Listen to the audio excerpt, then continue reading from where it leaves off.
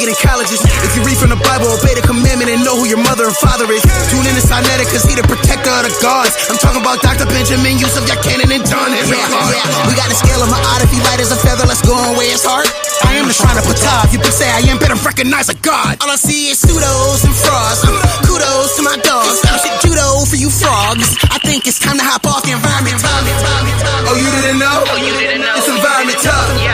Oh, you didn't know? It's environment tough. Oh, you didn't know? It's environment tough. Oh, you didn't know? It's environment tough. Will survive, comedic knowledge on the rise, raising consciousness divine, to the truth we subscribe. Jabari leading the way, Shaka almost don't play, sa.neter don't open the gates, and up and banging the day. It's a family for the culture, rebuking all you vultures. Tough environment full of soldiers, unlock your mind, they'll expose you. HOK is the squad, debating the truth is a nod. Watch where you step in the pod, or they'll tear you apart. Oh, you didn't know? It's environment tough. Oh, you didn't know? It's environment tough. Oh, you didn't know? It's environment tough. Oh, you didn't know? It's environment tough. Oh, you didn't know? It's environment tough. Oh, you didn't know? It's environment tough. Oh, you didn't know? It's environment tough. Oh, you didn't know? It's environment tough. Time to set the stage with the lights off.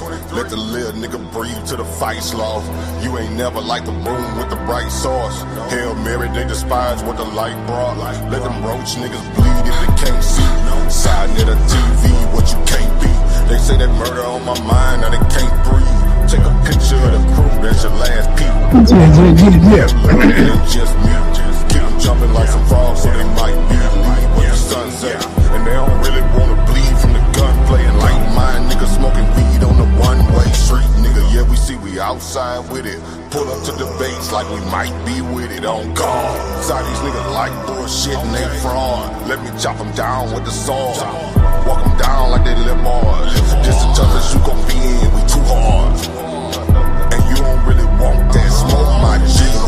sa.neter TV, this the toughest environment, the toughest environment, the toughest environment to be in, the toughest environment, the toughest environment, the toughest environment to be in, the toughest environment, the toughest environment, the toughest environment to be in, the toughest environment, the toughest environment, the toughest environment to be in, the toughest environment, the toughest environment, the toughest environment to be in, toughest environment, the toughest environment, the toughest environment to be in.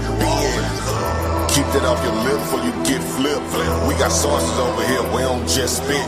Too many bosses over here, y'all just legit. Put them niggas in the game, let them get real. Don't even step unless you come in with that scholarship. That economic tip, gotta make a dollar flip. And I might be next, I don't give a damn, the truth rolling with me, so I'm feeling like the son of man. Too many gon' hate, gotta make a stand. I'm just tryna duck the lake, you don't understand. Read them when I greet them, that's my best plan. Head first shit, I'm just saying. Nigga meet me in LA, oh you just playing. Too many be fake, what the base saying. So I tell them they don't want no smoke before they end up in the newspaper next day. Smoke, this the toughest environment, the toughest environment, the toughest environment to be in. The toughest environment, the toughest environment, the toughest environment to be in. The toughest environment, the toughest environment, the toughest environment to be in. The toughest environment, the toughest environment, the toughest environment to be in. The toughest environment, the toughest environment, the toughest environment to be in. Toughest environment, the toughest environment, the toughest environment to be in. Toughest environment, the toughest environment, the toughest environment to be in. Toughest environment, the toughest environment, the toughest environment to be in. And this is it right here. The toughest you gon' ever be in. You wasn't conscious before us. Y'all niggas was asleep. We woke the sleeping giant. We did it. sa.neter TV.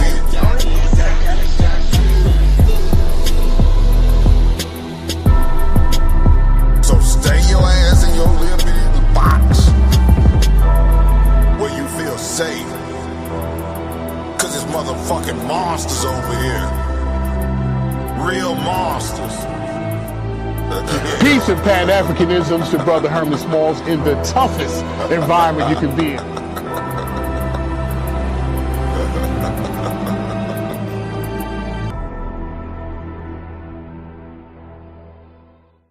Time to set the stage with the lights off.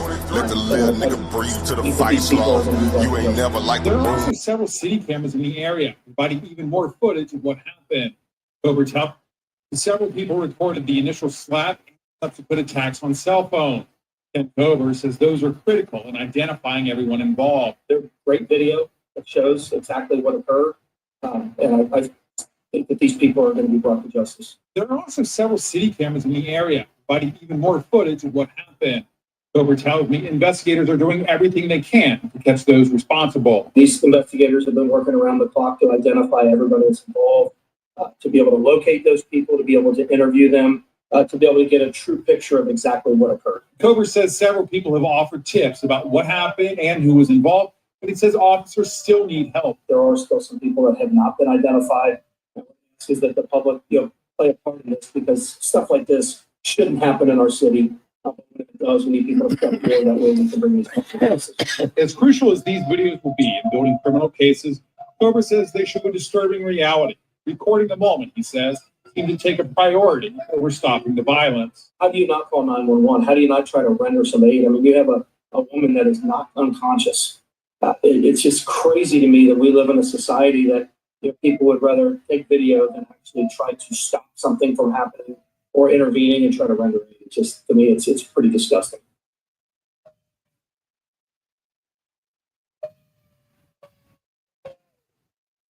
All right, man. Let's get it in, man. Hit the link, man. Y'all got to stop being scared to coming in, man. Hit the link. It's an open discussion. This is a family affair. Hit the link. Come on in, and let's talk about it, man. What do y'all think about it? We got one brother that jumped in, saw seven assault. What it is, man? What's up, man? Peace. What's going on, sa.neter? Yeah. What's happening? Yeah, man. That story I've been seeing, been running for some about a week now. What's happening? Yeah. Can you hear? There's a delay. Yeah. Go ahead. I hear you. Okay. Yeah. I mean, like that sister just said right there. We don't really know what sparked that off. What went down for those black people to act in that way. And as the media always does, especially the corporate media, they always paint the black people as the aggressors and just out there being inherently criminal. Animals. Yeah, we're inherently criminal, right? So especially Fox News, the sister is right. Out of all the people I see report, Fox News is quick to put the black people's faces all up on the screen, quick to show these videos and talk about how horrible we are, as you saw in that video. When I see other stations, they don't. Let me ask you, Seven. Bad. Now, this is what I heard. I don't know if it's facts. Maybe somebody else can elaborate. I heard that the white man smacked him first. I don't know. Have you heard anything on that? I did hear that the white people were tripping first, but all of that has to be investigated. Right. So once all the information is out, then we should be getting reportings on who are the bad guys and who isn't. I mean, that video you just showed right there, they just ultimately just, those people were just criminal and just was beating on them people for nothing, just because they were white. The way they do it, just because they were white, because Fox News. We know that's not the case, man. Yeah, and they have a propaganda machine trying to paint black people are inherently out here attacking attacking white people for no reason. So, when we see that, we know that's an attack on us. And this brings me back to the Alabama brawl, when that brawl over there on the beach on those boats, where those black people came into defense right of that brother and sister, and it was a big brawl. It was clearly, it's funny because that investigation, everybody knew exactly what happened, who started it, and why those black people had to defend those black people. Now they acted like they don't have no answers of why it is, and they just already came to a conclusion without even having a full investigation. And it's crazy to see that, but it's not shocking. It's something that we've been going through. Our parents and our parents' parents have been going through. Yes, I agree with you 100%. Everything you said. Family, I need y'all to come in, hit the like button. This is an open discussion. Don't be afraid, man. Come on in and talk to us. Let us know how you feel about this. Do you think they were wrong? Do you think the brothers and sisters was wrong? Or are they justified? I don't know. I'm asking y'all. Let me ask you this. Do you think that, from your experience of our community, do you think those black people attacked those white people for no apparent reason? No. Nah, it was a reason behind it. Exactly. I know it was. Yeah. It wasn't because they were drunk or they were racist. I know that there was a reason why those black people went hard like that. Because we don't, for me, from what I see, you know, someone had to be disrespected to the point to where we had to put hands on you, because, you know, that's what we do. You know, we'll disrespect each other much more quicker than we would anybody else community. Indeed. We all know that, right? Yep. It's like the Boondocks say, the nigga moment, right?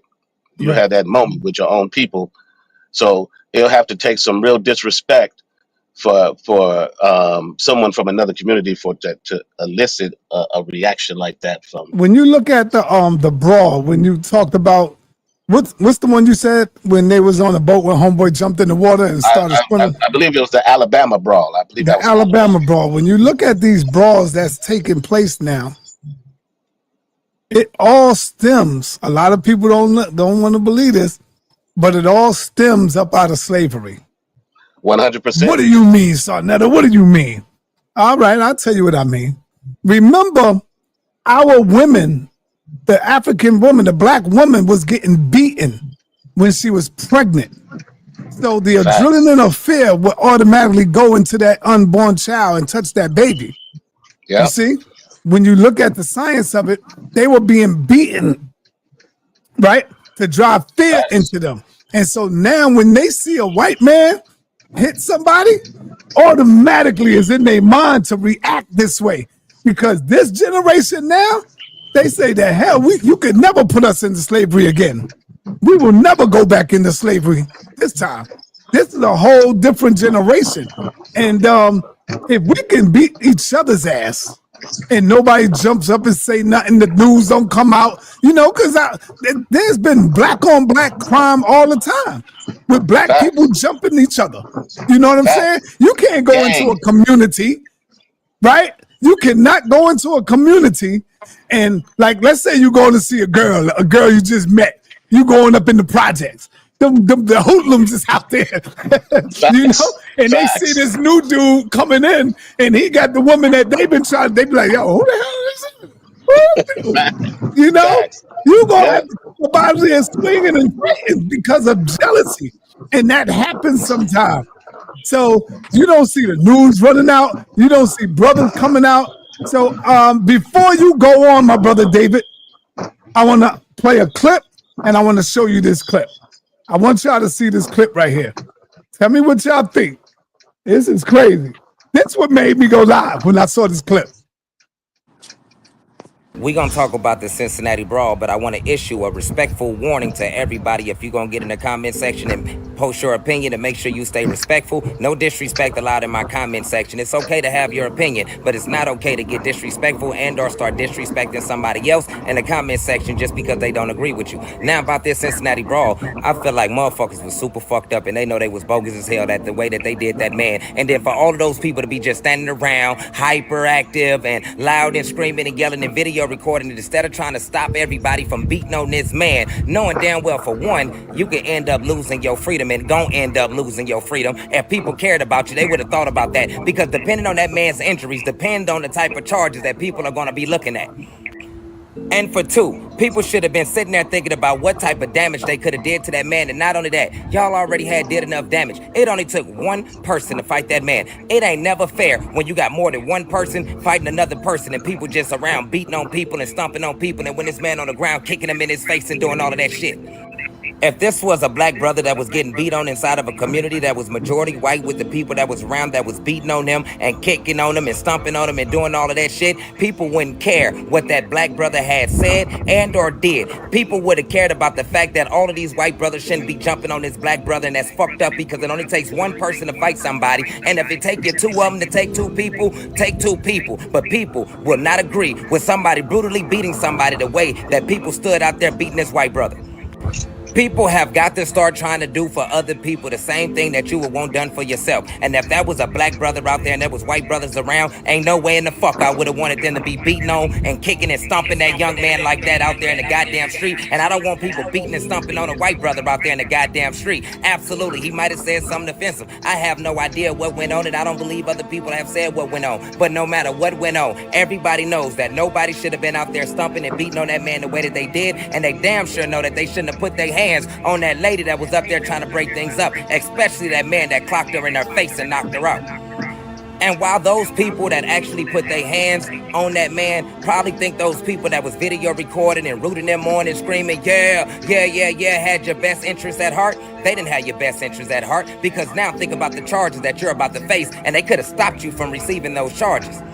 You see a good friend is somebody that has your best interests at heart, they're gonna help you to get out of a charge, not encourage you to catch a charge, because everybody out there rooting you on knew damn well the more you beat on that man and the more people got involved, the harsher the charges was gonna be for you. Bet you neither one of your good friends out there stopped to tell you, hey, think about your kids that you gotta go home to. Think about your kids. If you end up losing your freedom, how you gonna be there for your kids? And I bet you they didn't think about your jobs. Each and every last one of them deserve all of the charges that they got coming that way, because all of y'all should have had enough common sense to know not to beat on that man in the middle of the street and or to beat on that man the way that you did, and each and every last one of y'all know that you was wrong. I know somebody's gonna say, but hey, what about the times when there was white people that was beating on black people, or when people do wrong by black people? Then we face that when it happens, and people get up and they talk about it, and they face that injustice when it happens. That don't mean to ignore the injustice that just happened to this man by getting beat on the way that he just got beat on. And like I said, even if that man said something out of pocket to one of y'all or a group of y'all, it only take one person to put their hands up and go toe to toe, man to man, and not take 10, 20 people or however many people was out there beating and stumping on this man.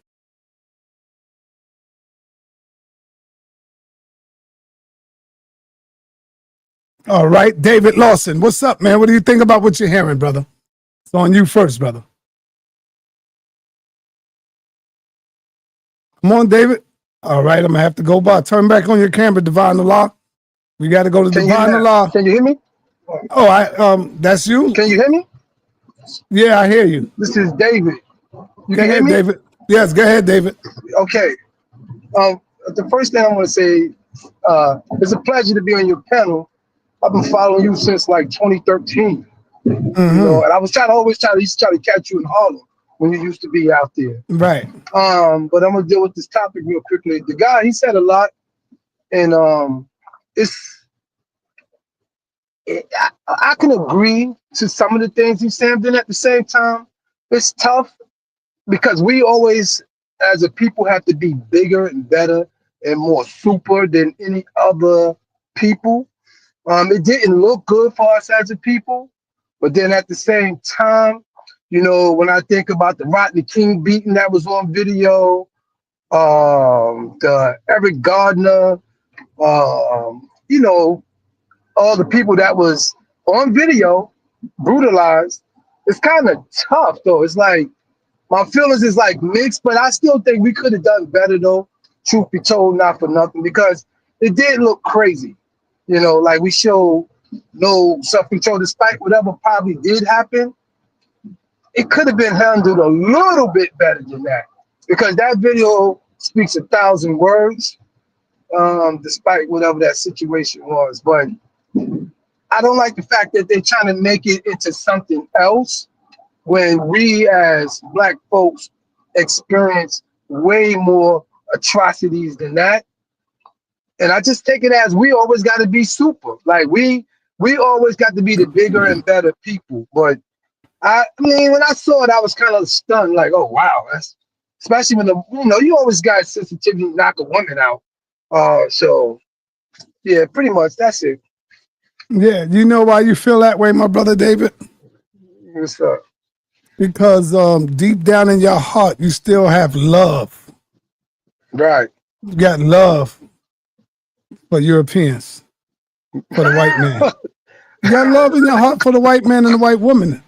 To you, they could do no wrong. And I disagree with everything that the dude said. He sounds straight up like a Tom to me. Straight up Facts. like a Tom to me, brother. Facts. I mean, see, I come from a different era. I mean, I'm from Harlem. And so I've seen Europeans do the worst thing to black people. Over there in Crown Heights, this was back in the 80s, man, where young black boys was getting jumped if you walk through that part of town by white boys. White boys. You see, now it becomes crazy when the tables switch and they flip now it becomes crazy now. And I already know a lot of the Christians gonna feel like that. I see I got my man Amara McCarthy in here. I wish he hit the link. I would like to see how he feel about it.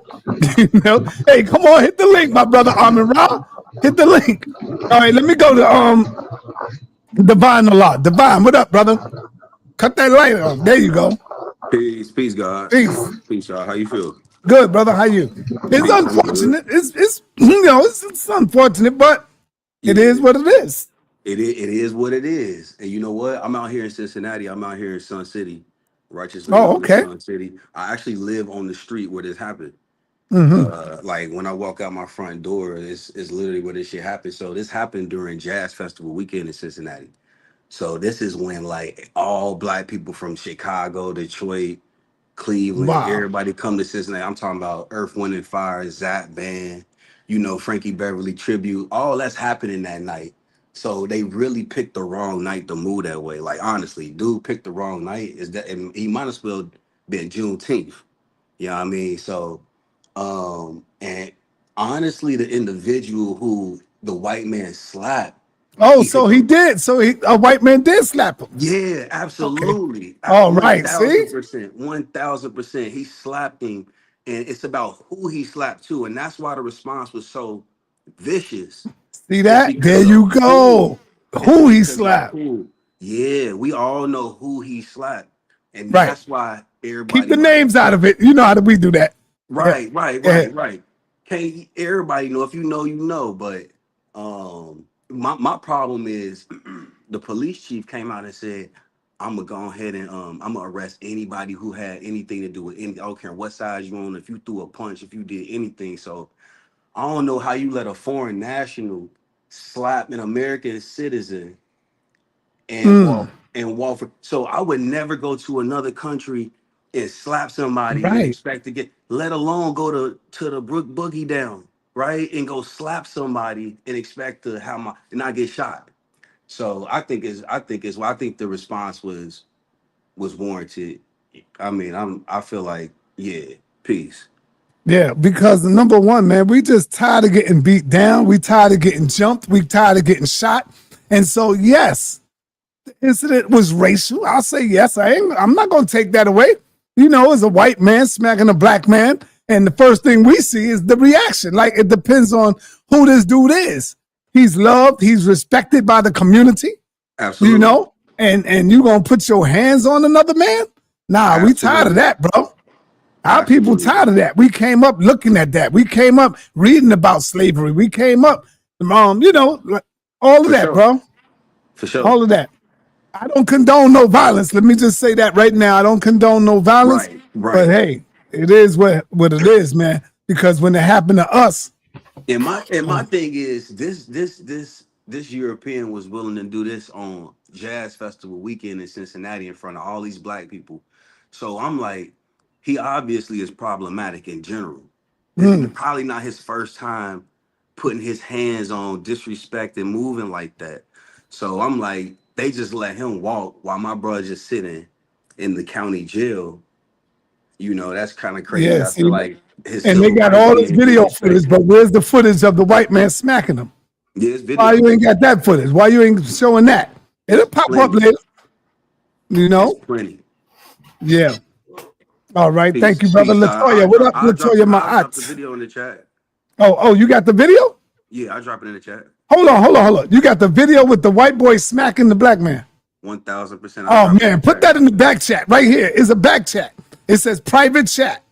You see it right there on the side? Let me see. It's right there on the right side, all the way at the end on the bottom. You put it in the private chat, and I will take it and play it. While he's doing that, Latoya, my aunt, what up, Queen? Peace. How are you? Queen, how are you? Wonderful, wonderful, wonderful. Peace to the panel. Peace. I'm with you. I don't promote violence, but I damn sure promote self-defense. Right. All the way down. Mm-hmm. Black folk are tired. It's time out for the foolishness. And you get what you get. I don't feel no way about it. I think the only thing that I would criticize is black folk probably need to start carrying some masks or something so that when you do have to pop off, if you're gonna do it, let's do it right. That's my only complaint about this whole incident. That and that only. I think it was warranted. I think it should actually happen more, and I'm not afraid to say that. Enough is enough. And if we keep this attitude up about keeping the peace and kumbaya, we would have still been in slavery dealing with some of these Negroes. We would have never got free if everybody was just sitting around. Don't make Massa mad. Somebody got to do something. So if it's going to continue to be this wild, if you're going to be at these festivals and you're going to be out, you know whose regime we're under right now. Just be smarter about it, community. That's the only thing you really can do at this point. But I'm never going to advise that any melanated people of any sort not get their lick back. That's never going to happen. Just be smarter about it, y'all. That's my only thing I got to say, son.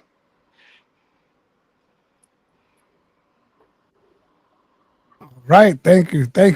Suntan with the master plan. What up, brother? What up, Bill? What's up, little brother? Si, what's up? All right. All right. What do you think, man? What is your take on all of this, man? Well, Si, I say this all the time. It's a thing where as a community, Si, you know better than anybody else, and the people on the panel, that through our journey through this life here in America, we've been, with a foot on our neck. We've been marginalized. We've been all kind of things. So right now, they're asking for reparations, but they're not asking for no sort of mental health. A lot of us, even though we're successful, we still have this in the back of our mind. So when something pop off, we defensively go on the defense, man. Even if we successful in life, you know what I'm saying? So it's the thing where we had all this trauma to us and we had never had no rehabilitation for our mental health. And people, I may sound like funny to some people, but Black people is mentally challenged from what we've been through for 400 years. And a brother was saying a minute, oh no, I'm not mentally challenged.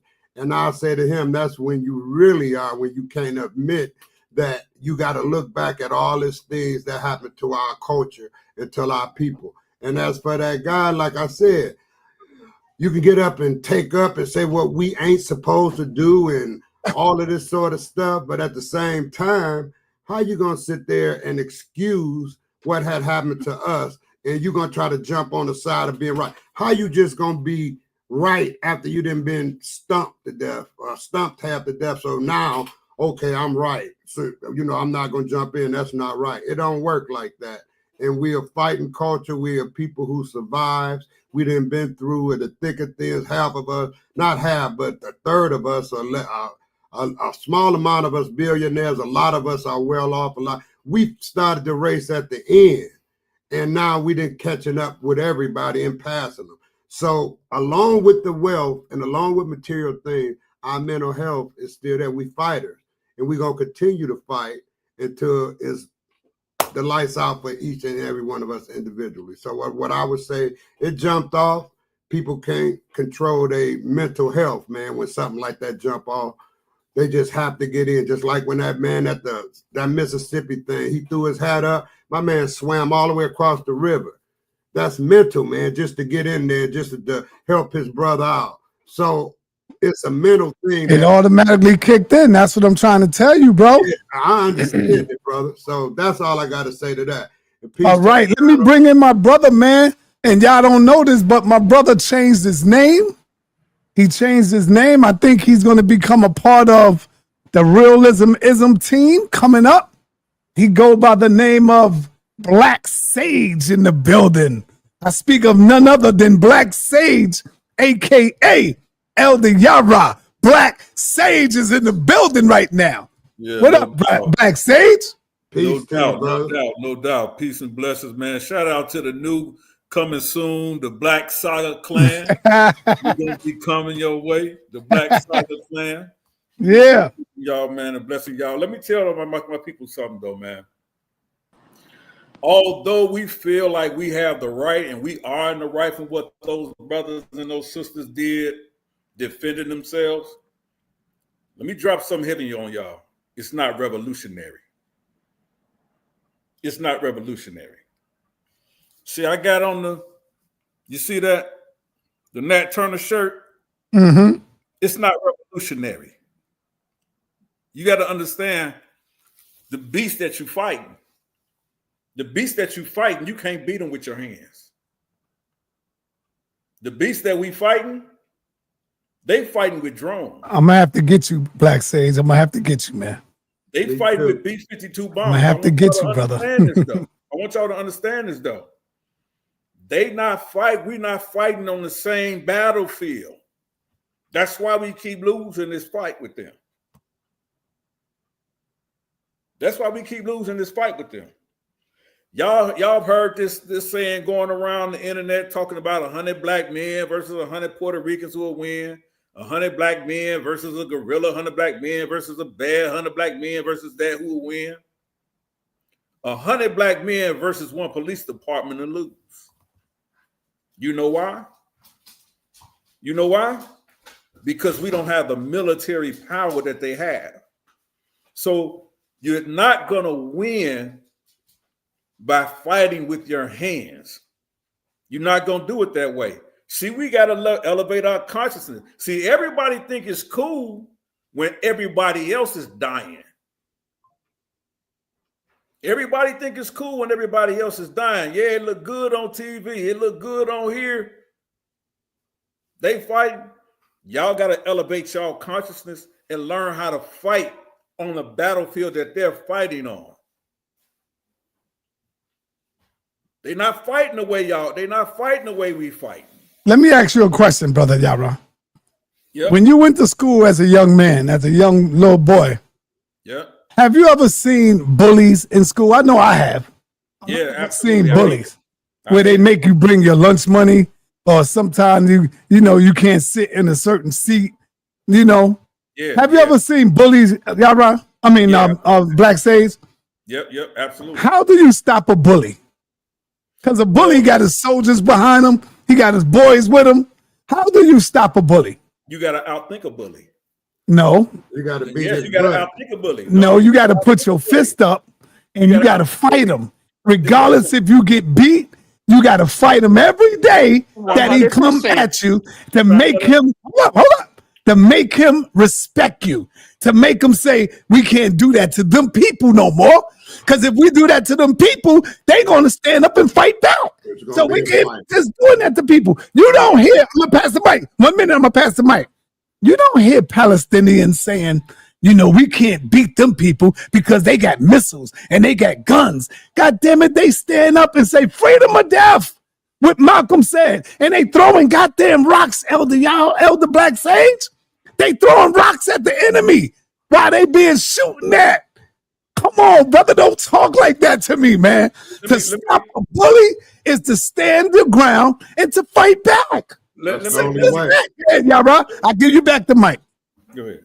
Let me help you out, man. Help me out, brother. You ever seen somebody throw a rock at a tank? Yes, the Palestinians. And what happens when they throw a rock? It don't matter what happened. Yes, what about his intentions? His intentions is I'd rather die on my feet than to die like a coward.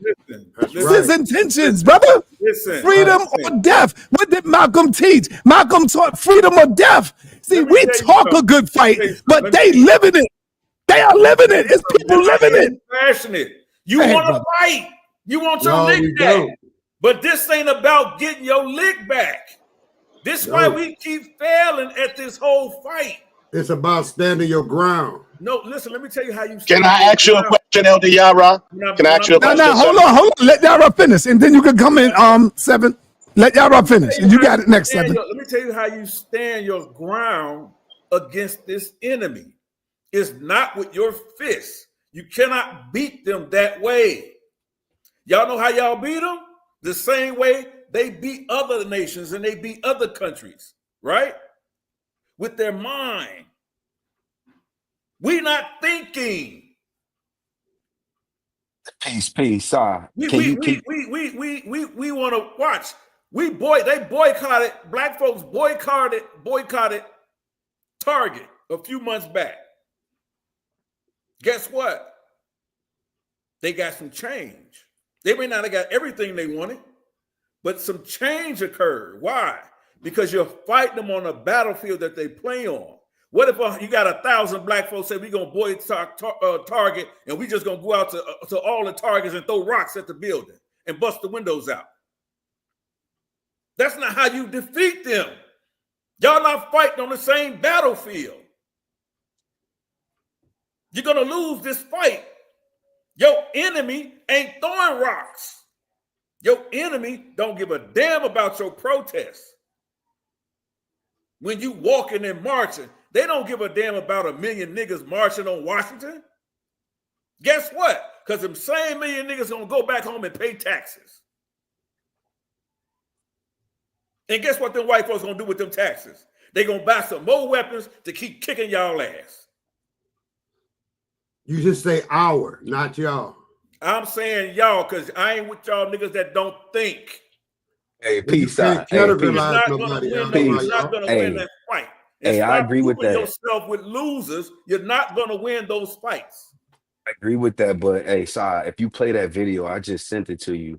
The situation was volatile. It was more volatile. It wasn't supposed to be. It wasn't strategic at all because it was just the moment. But I feel what you're saying though, and like I said, it's about who that white man slapped, and it's about our respect. All that could be true at the same time, but what you're not going to do is slap me in front of my mom at the grocery store. No. And walk away. No. You know what you do at that point? This is why I said we ain't learn how to fight. You know what you do at that point? You defend. What you do, Yara? I mean, what you do, Black Sage? What you do? You have a right to defend your person. You got a right to defend your space. That's within the realms of the law. You can defend that person, right? Jeez. But what our problem is that once we see an opportunity, because we've been oppressed by white folks so long in this country, any little crack in the door that we see to get some get back, we jump in it. So when that one person can defend his family or that one mom can be defended, guess what happens? We make it a situation where now we're going outside. But peace God, what if we took that same energy and took that same mindset when it came to the finances, right? Yes. When it came to the strategy. So yes. Absolutely. It ain't all bad. It ain't all bad. That's what I'm talking about, though. That energy needs to be refocused, my brother. And I'm glad you said that. It got to be refocused and taken on their battlefield where they lose. You know when they listen to you? When you cut their dollars off. Yeah, right. You're right. I'm gonna tell you this. You're right, but I'm gonna tell you this. Yara is not right. Some realism. Can I speak some realism? Black Sage on this one, I agree with Black Sage on a lot, but Black Sage is not right. They don't give a damn about the dollar because they got the dollar. We're the only ones that care about it. We care about it. We care about losing our job. We care about going to jail. We would do anything, and that's how they get us. They get us through fear. They get us through fear. But when you get hold on, Yara.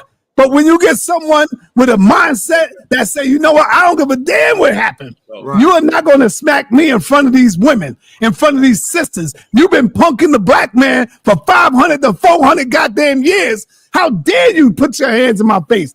Ain't no man gonna allow another man to smack him. See, y'all, Black Sage. It ain't like they going up against the army.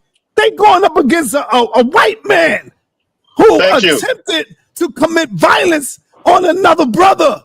And when people saw that, like the brother said, who was this guy that he smacked? He's respected in the community. You know, come on, man. So I don't see what you see, my brother Black Sage. It sounds Can I make some realism, Si? Yeah, let Sevens go in right quick. Go ahead. Because Elder Yara right now is sounding like a politician that pacifies black people. When we're in the real live action and being assaulted, who turning the other cheek in this environment in 2025 that's black? When sa.neter said that our ancestors were beat when our mothers were impregnated by us and that fear transited genetically, also revolution did. When Nat Turner did what he did, that revoluted through the community and came through us genetically. When Harriet Tubman did what she did, that went through the community and and then as we started being more revolutionary towards our cause of being more free, more of us were born to be an opposite of any white authority, thinking that he can put his hand on us like Master did in real time. This ain't no political stand when we talking about the bigger picture. You ain't thinking about the bigger picture when a white man slap you and disrespect you or slap one of your respected members. Donald Trump today will go into a rally, and if someone speak on opposition, smack him, beat him, and I'll pay your life bill. No, he talking about putting hands on people that disrespect who he feels is disrespected. White people, if that was in reverse, and it was a group of white people, and it was a black African immigrant who smacked a white man on video, and he was a respected member of the community, and everyone that is in the media right now would talk about that respected member being disrespected because they respect their community more than they respect our community. So we're getting another side of the story of a real live event being smacked. I'm supposed to sit there smacked in my face and think about how come I don't have nuclear weapons to fight the white man? What kind of madness is that? You're right, on a grander scale, we need to build a nation, Black Sage. But in that moment right there, you better put hands on that white man. And if you don't, you're a sucker in my hood. You just proved my point. We need to think on a grander scale. You just proved my point. Yeah, but not in that moment, Black Sage. Not in that moment. Yeah, even in that moment, the problem with us is that we only live in the moment. Well, let me smack you, and you think about the let me get a white man to smack you, and you think about brother Black Sage. You're living in the moment of your emotions. 85% of the population get you killed. Smack you around there. Emotions will always make you lose a war. Hold on, aside. Let him go. Let him go. Your emotions will always make you lose a fight. Hey, let me get Divine Allah. Divine Allah. And he led with his emotions. You show me a leader that leads with his emotions, I'll show you a weak ass leader. Hey, 85% of the population. Can you hear me, sir? Yeah, hold on. 85% of the population worship what they know not of. They are uncivilized and they can't be counted on to think about larger strategy. You got 10% of the population who are rich bloodsuckers of the poor, and then you got 5% of the population who are the poor righteous teachers, right? So in that moment, you talking about, like he said, it's a volatile situation. You can't expect the 85% peace be upon their name. You can't expect them to like think about the larger strategy. What's crazy is when you see this video of this white man slapping, he's surrounded by a whole bunch of black people. He think that he's somewhere where he ain't. He think he's somewhere else. He think he can get off with it. So that's really the point I want to make. Yeah, and I love said. All right. Hey, let me bring in Amin Ra McCarthy real quick. Amin Ra, you got the floor, brother. All right, can you hear me? I'm on the highway. It's raining, but I want to say I hear you. We hear you. What Black. Okay, I agree with some of what Black said. my thing is, if that would have happened, man, to me, like you said, hit you in the front of your mom or whatever, you beat the brakes off of them first, then you boycott second. Now, Yes. the Right. other thing is, That, we got to be Right. smart. We got to be smart. Right. Listen. We got to be smart. Like the white man, we gotta stop each other because you killing on your own soldiers. So not Facts. only did you just beat the brakes off this white man, but you just killed 200 of us by tomorrow, by midnight tonight. At least 200 black kids will be killed by each other. So when the shit hit the fan and you go to war with this revolutionary mind, you ain't gonna have no soldiers to fight because you have killed them yourself. So that's Facts. important. If we gonna go out, if we gonna go all the way out and be revolutionary, then we got to be revolutionary with love as well to stop killing each other. Because when the stuff hit the fan, we got to have some soldiers. Because right now we ain't ready for no war. We ain't We ready. ain't ready for Right. no physical war. was Right. that All a right, I gotta go, revolutionary brother. moment, though? Was that a revolutionary moment, or was that a moment of disrespect? Because we're talking in revolutionary, like they were the Black Panthers out there protesting something when it was just a jazz festival, and this white man felt entitled and smacked the wrong black man at the wrong time. In that This moment, is you got to know revolutionary. how to move. Your first reaction ought to be revolutionary. Your It first was reaction has with to be that hands. way. It It That's can was why I be, love man. what the previous brother said. It's only a certain percentage that is going to carry that actual mindset. We got to raise up that other 85%, and we'll never get them there by keep saying, yeah, slap the hell out of them. Peace God, peace Yeah, God. we can slap the Hey, hell I'm out still of them. gonna do it though. I'm still gonna do it. I'm 5%, but I'm still gonna do it though. Exactly. You're gonna defend your I'm own. still gonna pop That's off your though. right. As a man, as a human being, guess And what? like and Even as like a the brother citizen, said, I'm gonna boycott the next day. that's what I'm it's saying. self defense We and gotta then boycott. understand that, That's but what you have to I'm do. saying that has to be the bigger picture, not just big and big up in them. Because guess But we what? haven't even moved Guess forward to what? it. A Somebody said boycott the could dollar, be on its way now, though. but Right guess what, now, man? Somebody said the we're in dollar the self ain't it. defense mode. You said the dollar ain't it. Guess what's gonna happen? They need that dollar to bail out of jail. And guess what the white man do with that dollar? Guess what he doing with that bail money? That they even fighting to change the laws now. How different the disparity and how much black people need money to bail themselves out versus whites. So when you think it ain't about their dollar, they don't care about the dollar. Oh, they care about that dollar. Because it's that dollar that makes the United States or this country preeminent to other countries. We got to think revolutionary in the fact that we have to go after the establishment.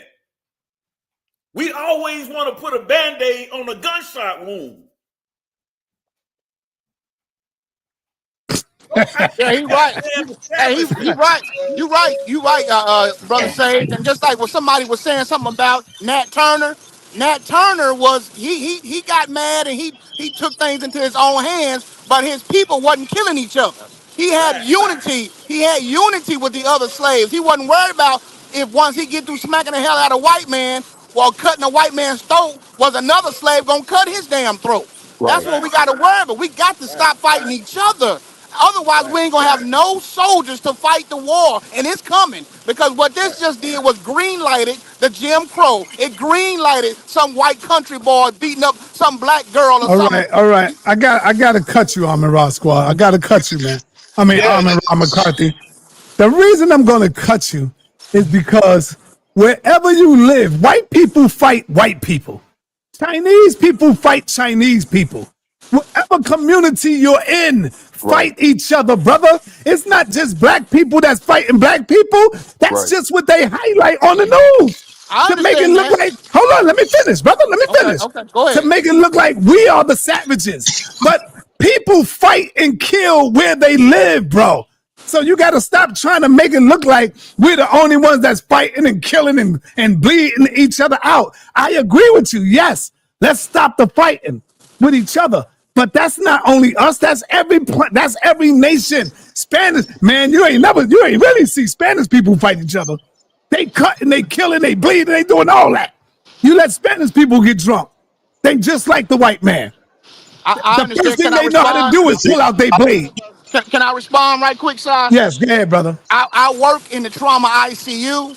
And I'm telling you, the number of black people that kill each other, it can't be the same with white. It can't be the same. You in Memphis alone is 230 something murders in 1 year, and they black.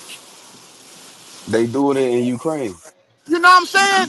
Right, The right. white population is much larger than the black population. If you look at the numbers, white people are overwhelmingly killing each other more than us. But in certain areas, black people are killing, but it's, as a whole, the number is not bigger. The people who harm, murder, kill, rob each other are more likely statistically going to be where you live at. Right. So There you I go. understand that. I understand that. Hispanic and white neighborhoods, they all commit crimes against each other more than any other one. But that's the So, propaganda that's always been put up against us. so We're make it make always sense, brother. as Make being it make sense. inherently. I'm gonna tell you how it makes sense, brother, No, no, because no, no, no. we. Hold on. What I'm I'm saying gonna tell is, you how it makes sense. I'm gonna I'm tell you not how it makes disagreeing sense. with you. I'm not disagreeing with you, sir. I'm saying make it make sense. If you said there were more white people in the world, then if we're killing each other just as much as they are, who gonna have the most soldiers left if we continue at what we continue at? Who Well, gonna have this the is most another soldiers when the thing. race war We break out? our birth rate is higher than all of these people. There you Their go. death Oh rate man, now, come on. Europeans' death rate is higher than any other race, and their birth rate is lower than any other race. But That's by why the they're time fighting these right now in birth, the United by the States time of our America. birth kids are born, brother, the race war gonna have started before the birth of another black baby gonna get to the age of fighting, brother. It's getting ready to happen That's now. happening in Yeah, It's yes, getting that's ready to yo, happen happening. hold now. on, hold on, That's hold on. happening. I hear That's not you. fast. I hear y'all, Ra. I mean, I hear Black Sage and I hear Armin Ra McCarthy. Who's gonna be here when the race war break out? Y'all not gonna be here. Y'all gonna be doing the same thing you're doing now, crying about, yo, man, we don't need to do this. Stop, y'all. We can't fight them, brother. We need to hold back. You know how long we've been hearing that talk? When What the makes you race You. think war that? happened, what's gonna happen to this? Brother, I've been hearing that for a long time. But you ain't I've heard been that in the from me. movement. I was You in the ain't heard that from movement. me, Right. brother. You You ain't heard that talking, from brother? me. I'm Ra. It's the I'm talking, same brother. message. I've Same been on the message. street. I've been in the movement for years, and I've heard black men cry like y'all doing right now, making all kind of excuses, and it's sad as hell. It's sad to hear that. We need strong black men today. That's who's going to be in the goddamn race war. That's who's going to be in the fight. Not people that's talking crazy like y'all right now. Come on, this was a moment of it was a spirit of the moment. And guess who put that spirit there? Yahweh. Come on, Elder Yara. You supposed to know this. You saying, hold on. I struck you. I hit it. I hit the call. You know you've been preaching. Yahweh is the one I who told you put the that chickens spirit in them brothers to do what that's they what do. it was all the Hold way on, up. y'all. Hold on. It was all the way Let me dig deep. I Let me believe cut that. this move. Brother, hold on. Let me cut this sword. Let me cut this real deep. Yahweh and all the Israelites been saying for years that nothing happens without the spirit of Yahweh. So Yahweh is the one, according to the Israelites, not to me. Yahweh is the one that put that energy there. Yahweh says, stand up, black man. Do what you got to do, black man. It's time for you to go ahead and fight back, black man. That's what Yahweh did. Don't get mad at the people that took that advice now, brother. Go ahead, y'all. Go ahead, Amin Ra. All this bullshit. Because even the Bible tell us. Yeah, baby. The Bible tell us, like, let's go. If you want to take it to the Bible, I know you can't help yourself. But the Bible, Jesus himself said, Yeshua, Yahweh say himself, some of y'all father the devil. And he wasn't talking about Yahweh. He wasn't talking about Yahweh. See, some of them niggas, the spirit that's on them is of their father the devil. It ain't got nothing to do. And I'm going to tell you who that devil is. It's that negative energy that keeps circulating in our music. That negative energy that says when a nigga hit me, I got to hit him back. It's that same energy that Amar McCarthy was just talking about. See, y'all need to stop with the antiquated argument. We understand that there's really no argument against black on black crime versus white on white crime. Crimes are based on proximity and opportunity, right? Those who live closer to each other, the percentage of crimes are higher. And because we live in a segregated country, there's more. You have more blacks committing crimes against blacks, whites committing crimes against whites, and so on and so on. We need to start with that antiquated argument because that's not a defense to what Brother Amar McCall is saying. Because the nuance to that is how many white gunshot victims is showing up dead. Black Sage, can you get Ecclesiastes 3:1? I already know what it says, but what is it? What is it? But what about it? But what about what's your There's point? a time and a season for everything. There's a time and a season. This is what your Bible says, brother. Black Sage. There's a time to love. No, hey, bro, There's listen. a time for what? There's a time for peace. There's a time for peace. And there's a time for war. So when is it the time for war ever going to come? Why do we always got to be turning the other goddamn? Hold up, y'all, bro.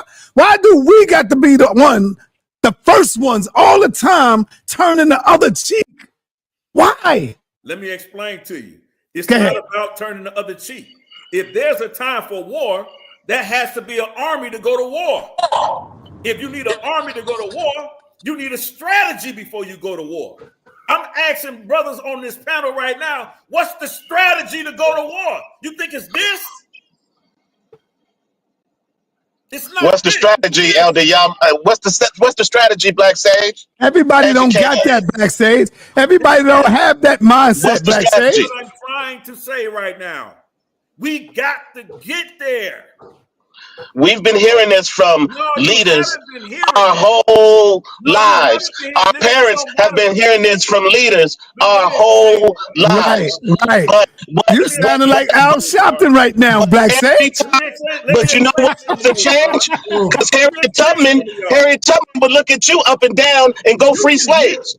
Listen, bro. Harriet Tubman would put stuff in action. Nat Turner would look at you up and down and go cut off crackers' heads. They ain't waiting for no. They went and put in work. Hold on, y'all. Hold on, Black Sage. But hold on. 7. Harriet Tubman will not be walking away from Elder Yara. You know what Harriet Tubman did. If you're not riding with her, what did she do? What did she do, Star? She took your ass out. She took your ass out.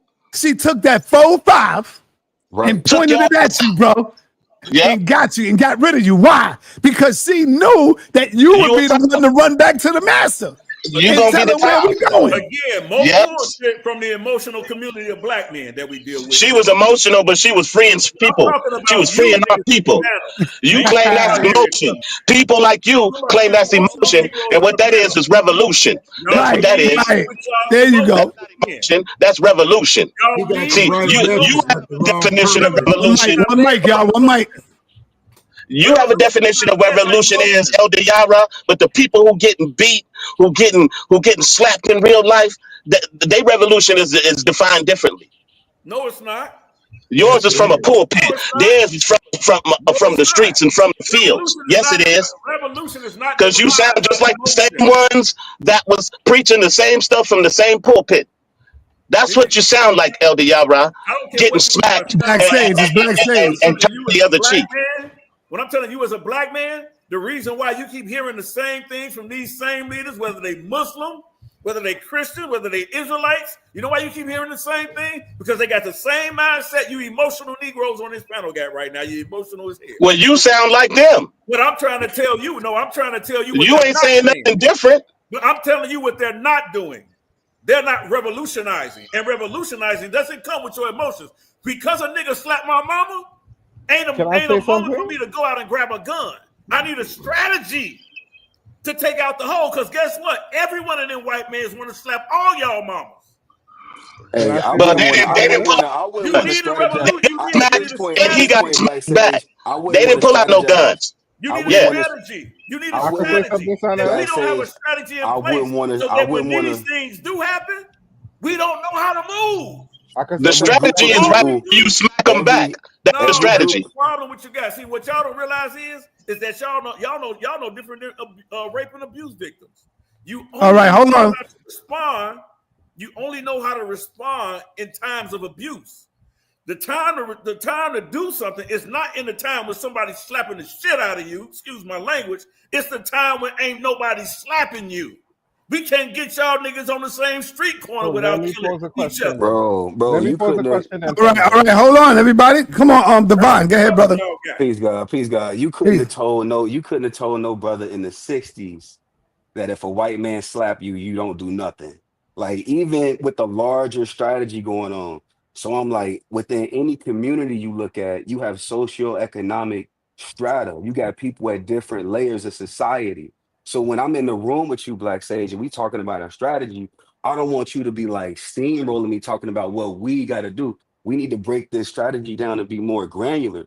What happened was a white man slapped a brother on the street. Any day you do that, I don't care who we boycotting, I don't care what the larger strategy look like.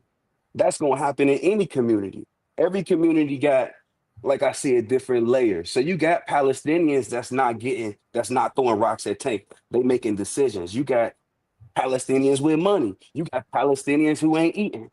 And it's a strategy and it's a different way of going about dealing with this devil, dealing with this beast at every layer of society.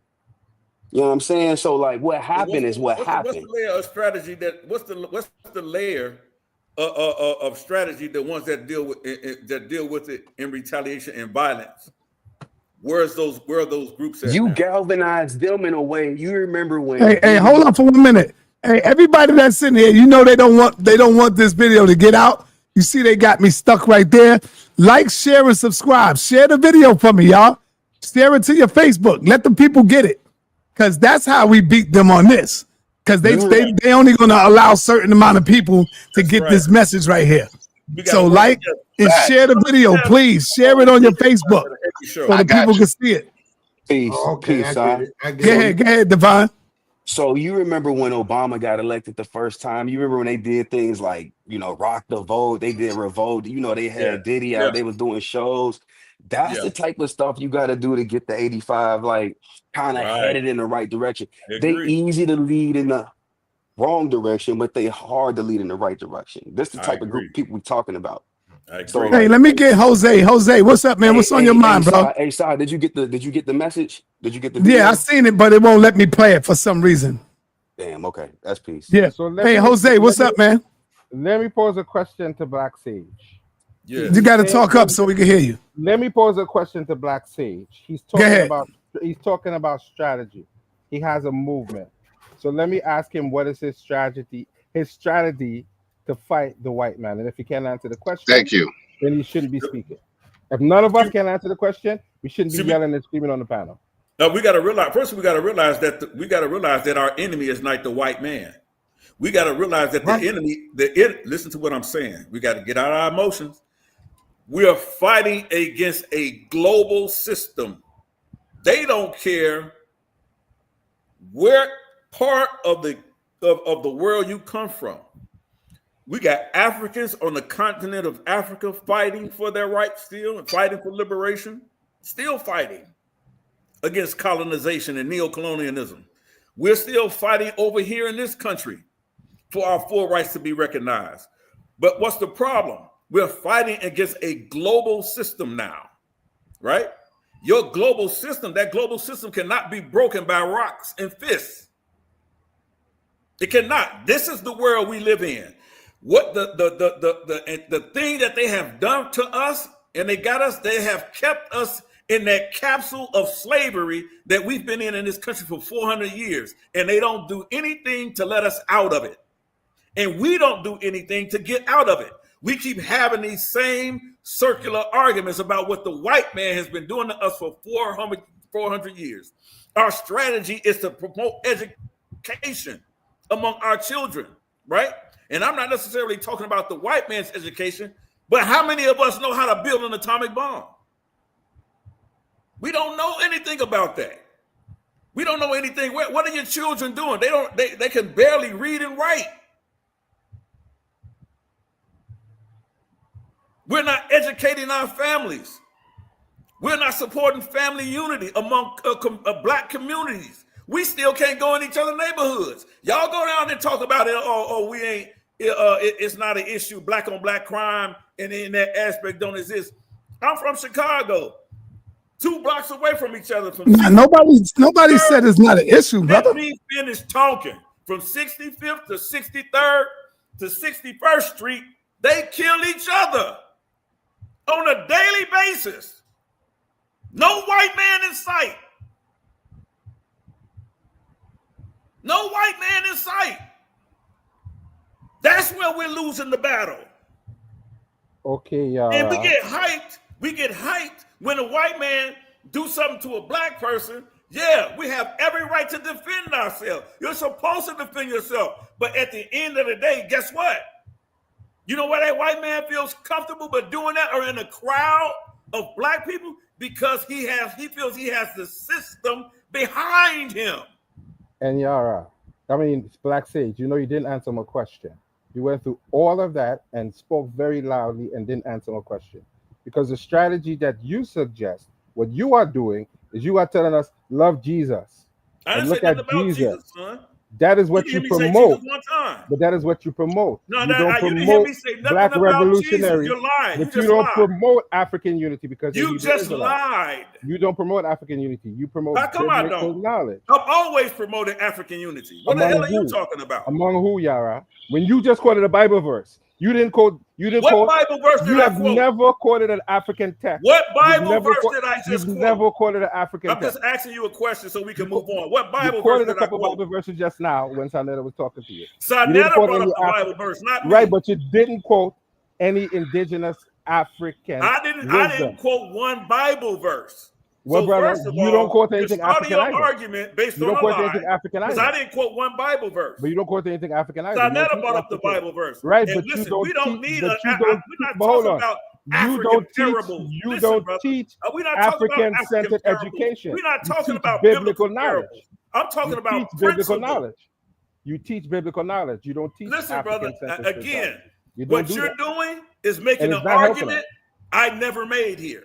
Your movement is called the New Torah movement, not the Black African movement. Did you hear what I said when I came on here? I heard what you said, but you don't promote Black African. What did I say? Black unity. You promote Hebrew. No, what did I say when I came on here? I heard all you said, but what did I say? I said you don't promote. Did I say? Hold on. Did I say anything about New Torah movement? No, but that is a movement. Okay, so why are you trying to make that a part of your premise? See, this is the problem. You just exactly you know why? What I mean about black people. You want me to tell you why? You asked me about a solution. Hold on.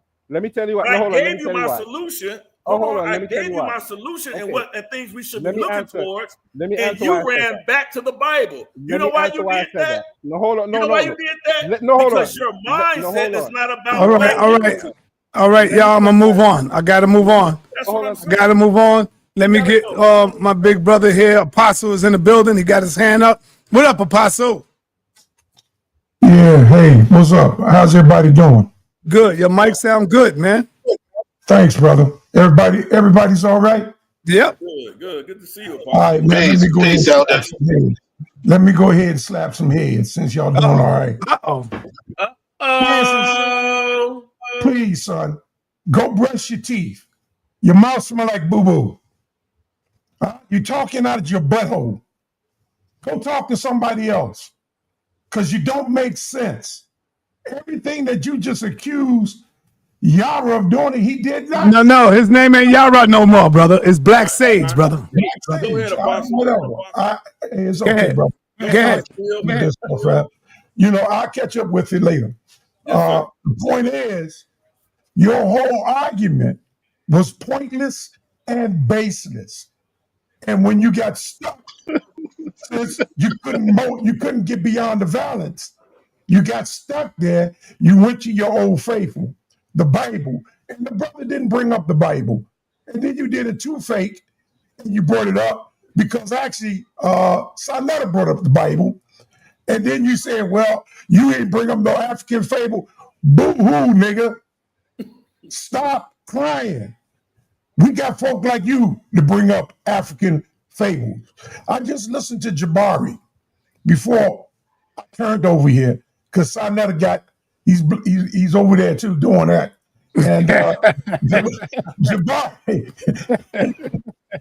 Patu, my man.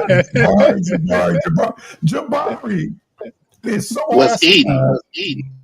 Jabari is so asinine Get him a pop. that when it comes to the Bible, he act like the Bible does not have what we call dual prophetic utterances, where it could be talking about an actual event that took place and yet prophesying on something that's going to take place again in the future.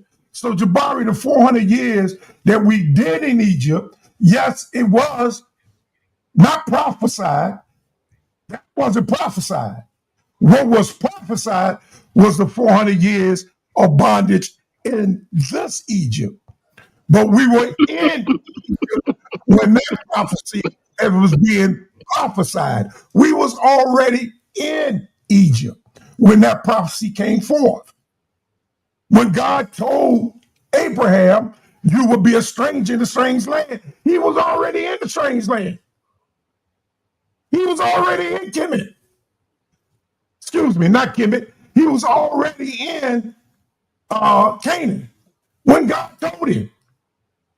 So, I mean, look, the same thing about Isaiah 7:14, when it talks about Christ. But it's also talking about Isaiah's son.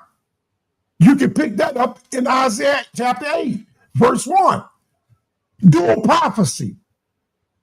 That's what you don't understand, Jabari. Y'all getting so mixed up. You're so wrapped up in timetables. Well, when this happened. They got, do you know right now they're digging in the Grand Canyon? And you know why? Facts. You know why they're digging in the Grand Canyon in Arizona? Why? A duplicate city that look just like the places in Egypt, except for they're 50,000 years old. They're 50,000 years old. Confused.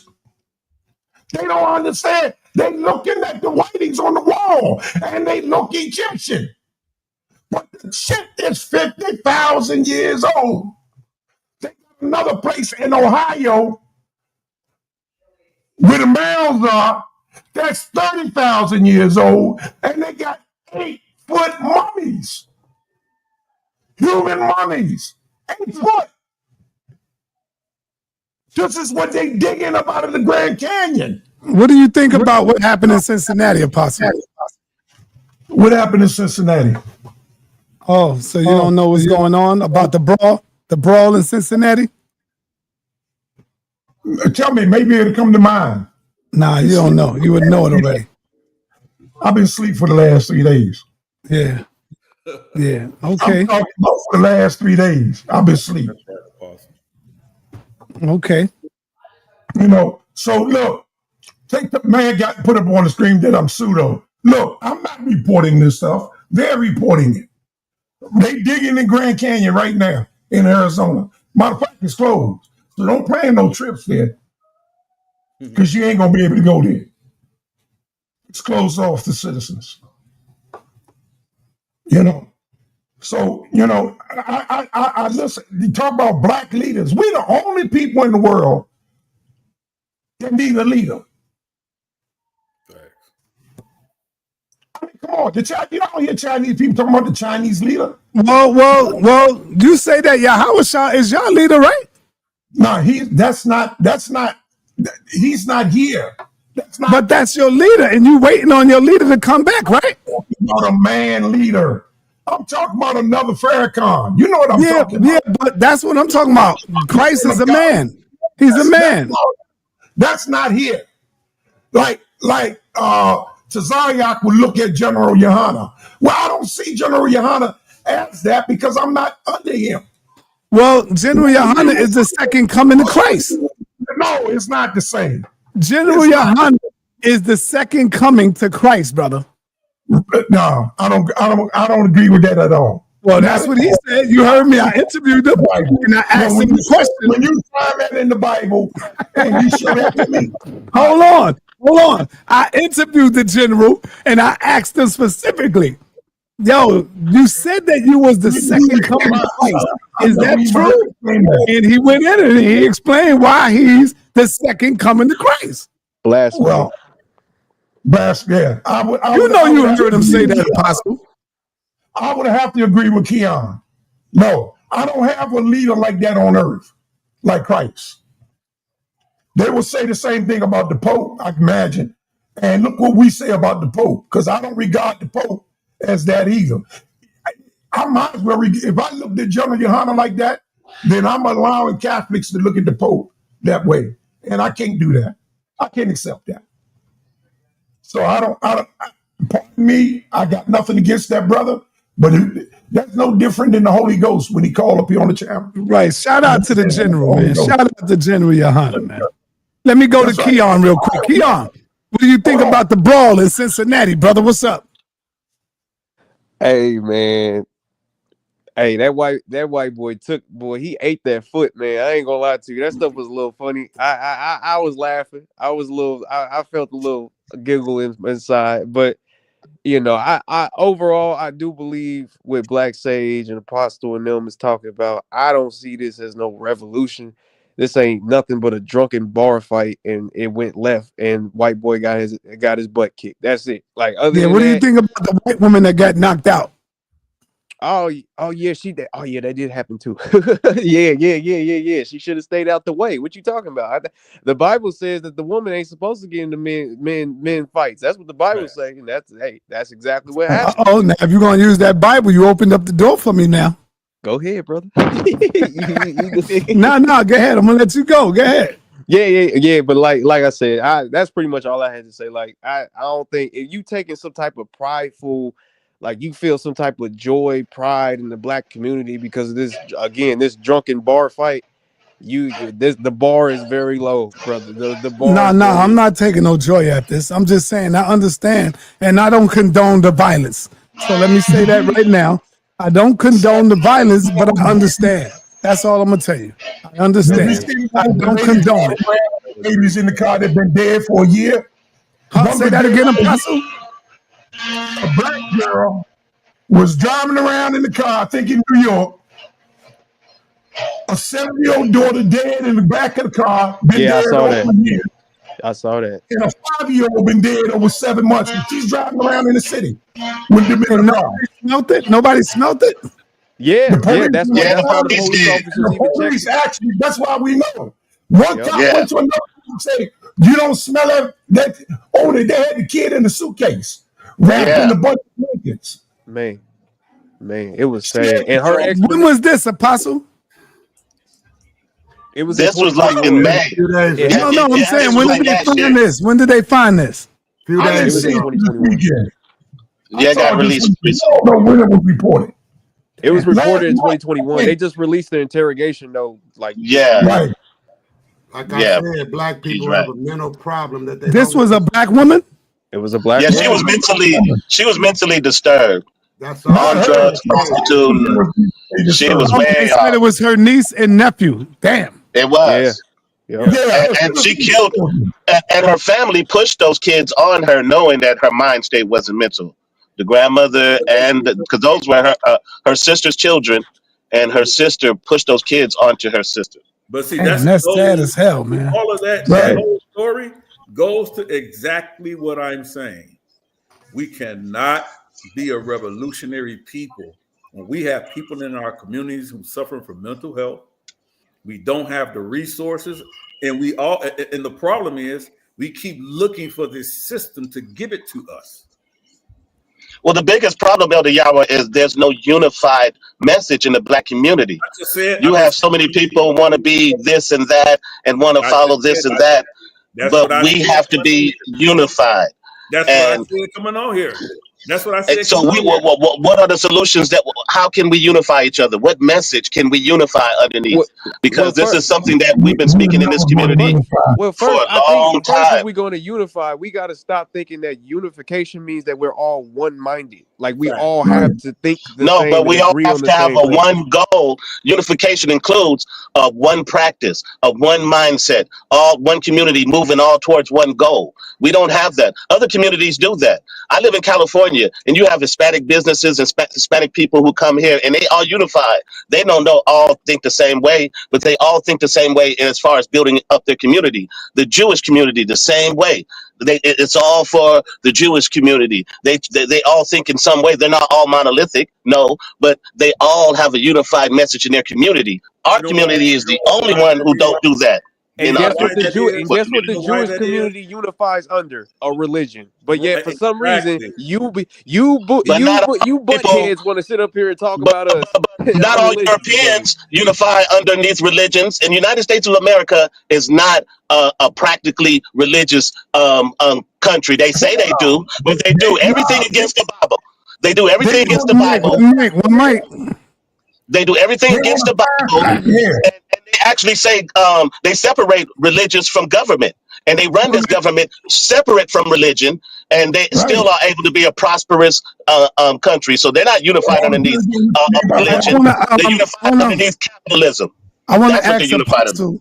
I want to ask Apostle a serious question. This is a serious question. It's not a game.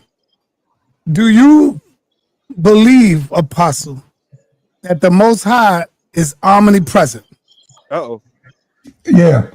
The Bible What does says that so. mean? What does that mean? He's everywhere. He's everywhere, in everything, in all. Do you believe that the Most High is omniscient? What you mean by omniscient?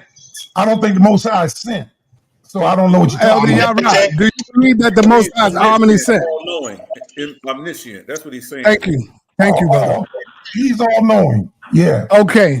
So everything that happens, Apostle, nothing happened without the permission of the Most High. Yes? Either the permission or just yes or no, brother. Yes or no? Well, yeah, I'm just answering, man, and I'm not answering. Okay, all right, you answered it.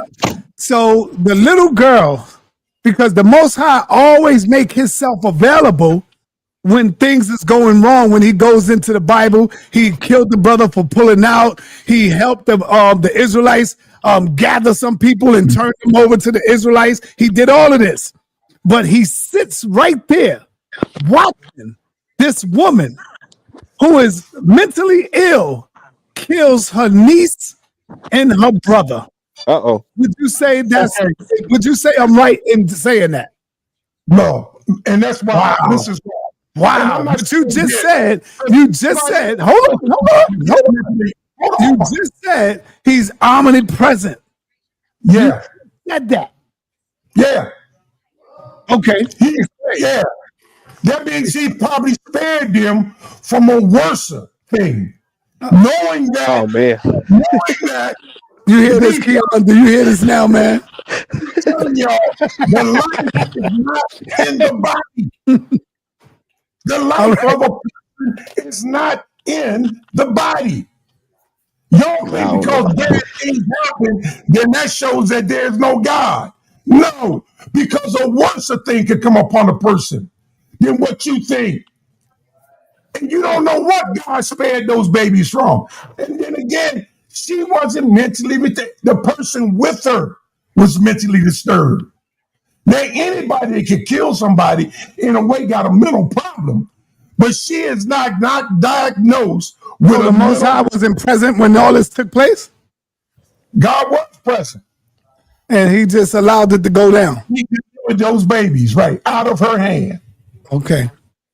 Let me Go ahead, Black Sage. Let me answer that question because I agree with Apostle. But Go ahead, Black Sage. Let me help y'all understand this, right? It's mighty funny we always attack the Bible this way. But if you look in the Ephraim divination system in Olodare is the top god. But he has no interference himself directly with man. That's to the brother who always wants to talk about the African tradition and the African understanding. Who's the top god again? Say that again. Olodumare. Olodumare? Yeah. But he does not interfere in the day-to-day. But that's an African god. That's what I'm trying to tell you. He's an African god. So the God of the Bible is not the God of every man or every woman. You know why? Because That's they for don't sure. believe. That's for sure. Why you looking like he's the God of Israel? He's not the God of every man. This is why when He's I the came God on of Israel. earlier, full circle, Yahweh Shai says, some of you are of your father, the devil. That's right. Some of you are of your father. So every time something happens, it's mighty funny. They want to lay it at the feet of the God of the Bible, Yahweh, but he's not everybody's God. We got to start asking these people who they God is. Confusing people, man. It's not confusing people. God is. You just need to find your God and stand on it. That's all. Some of y'all God is a czar.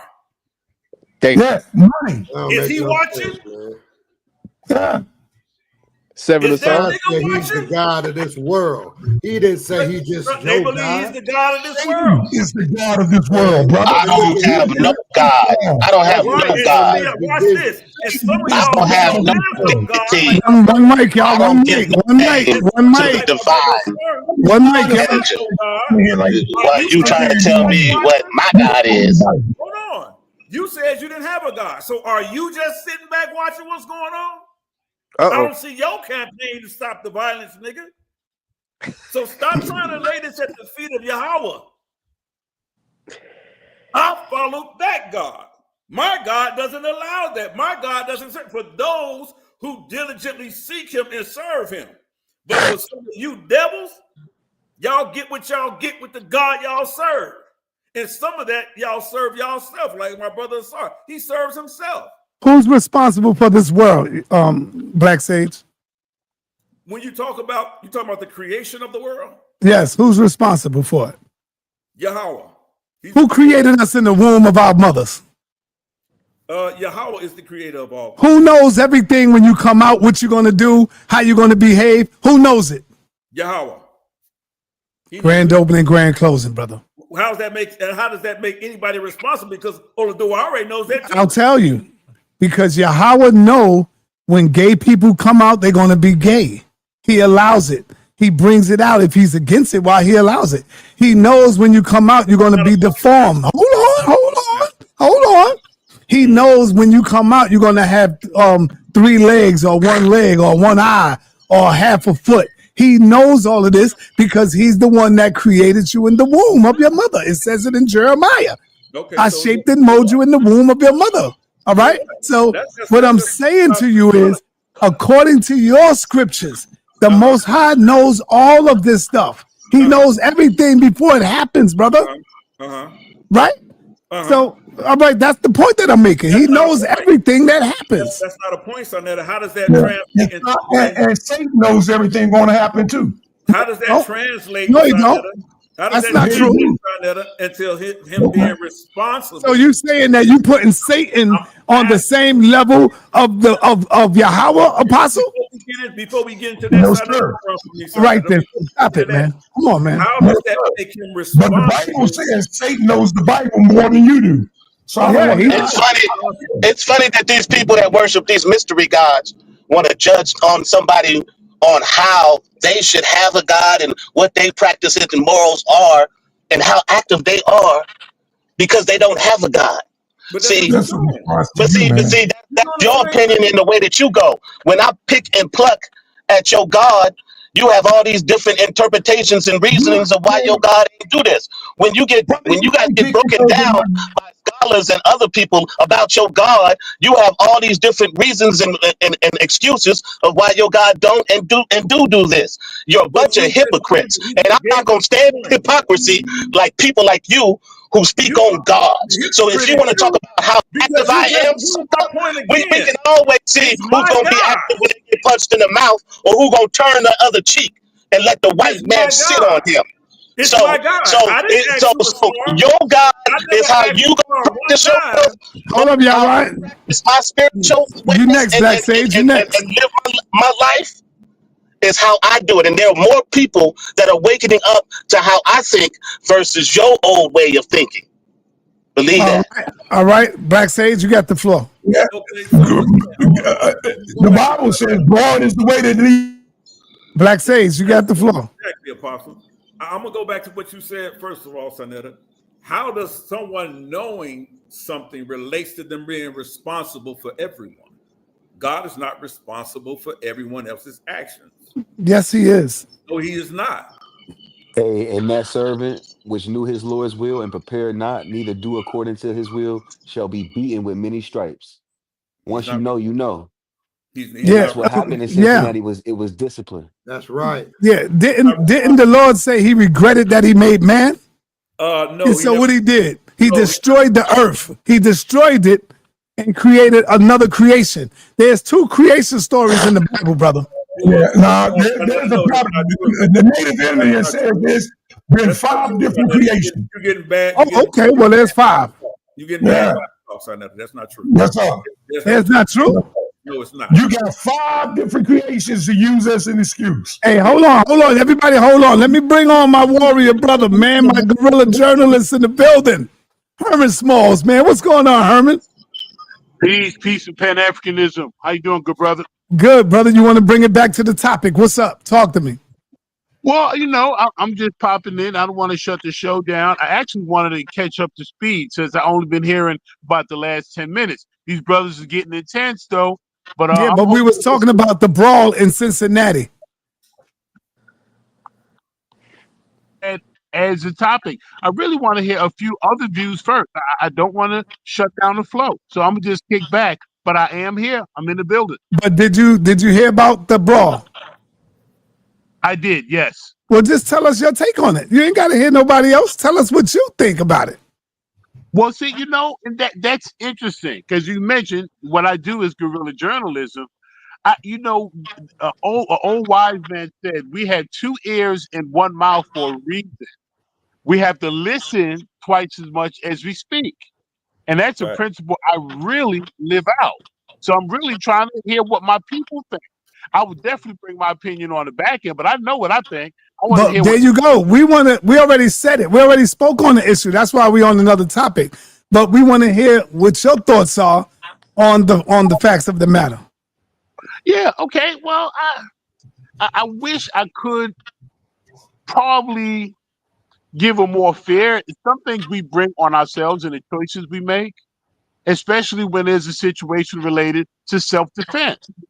Now, self-defense and what gives you that right.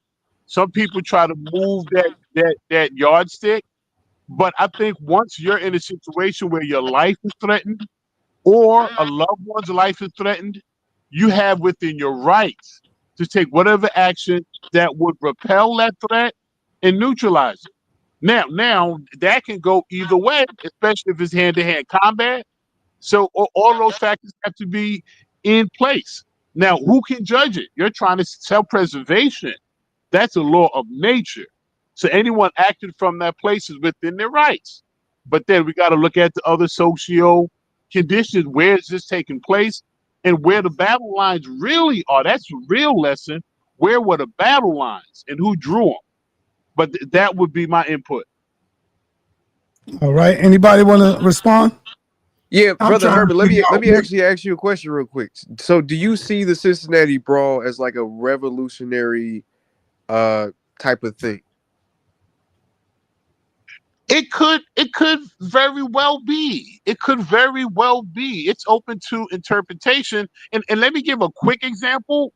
Remember the Arab Spring that they say sparked a multi-state revolution. You'll know what set that off, right? It was a vendor. It was a vendor that was tired of being repeatedly abused in the marketplace. So instead of him committing violence, he set himself on fire. And Say just that again, brother. I'm sorry. Say that again so that people can hear you in the back. Okay. Right, for sure. Okay. How about now? Am I being heard clearly? Yes, sir. Go ahead and repeat.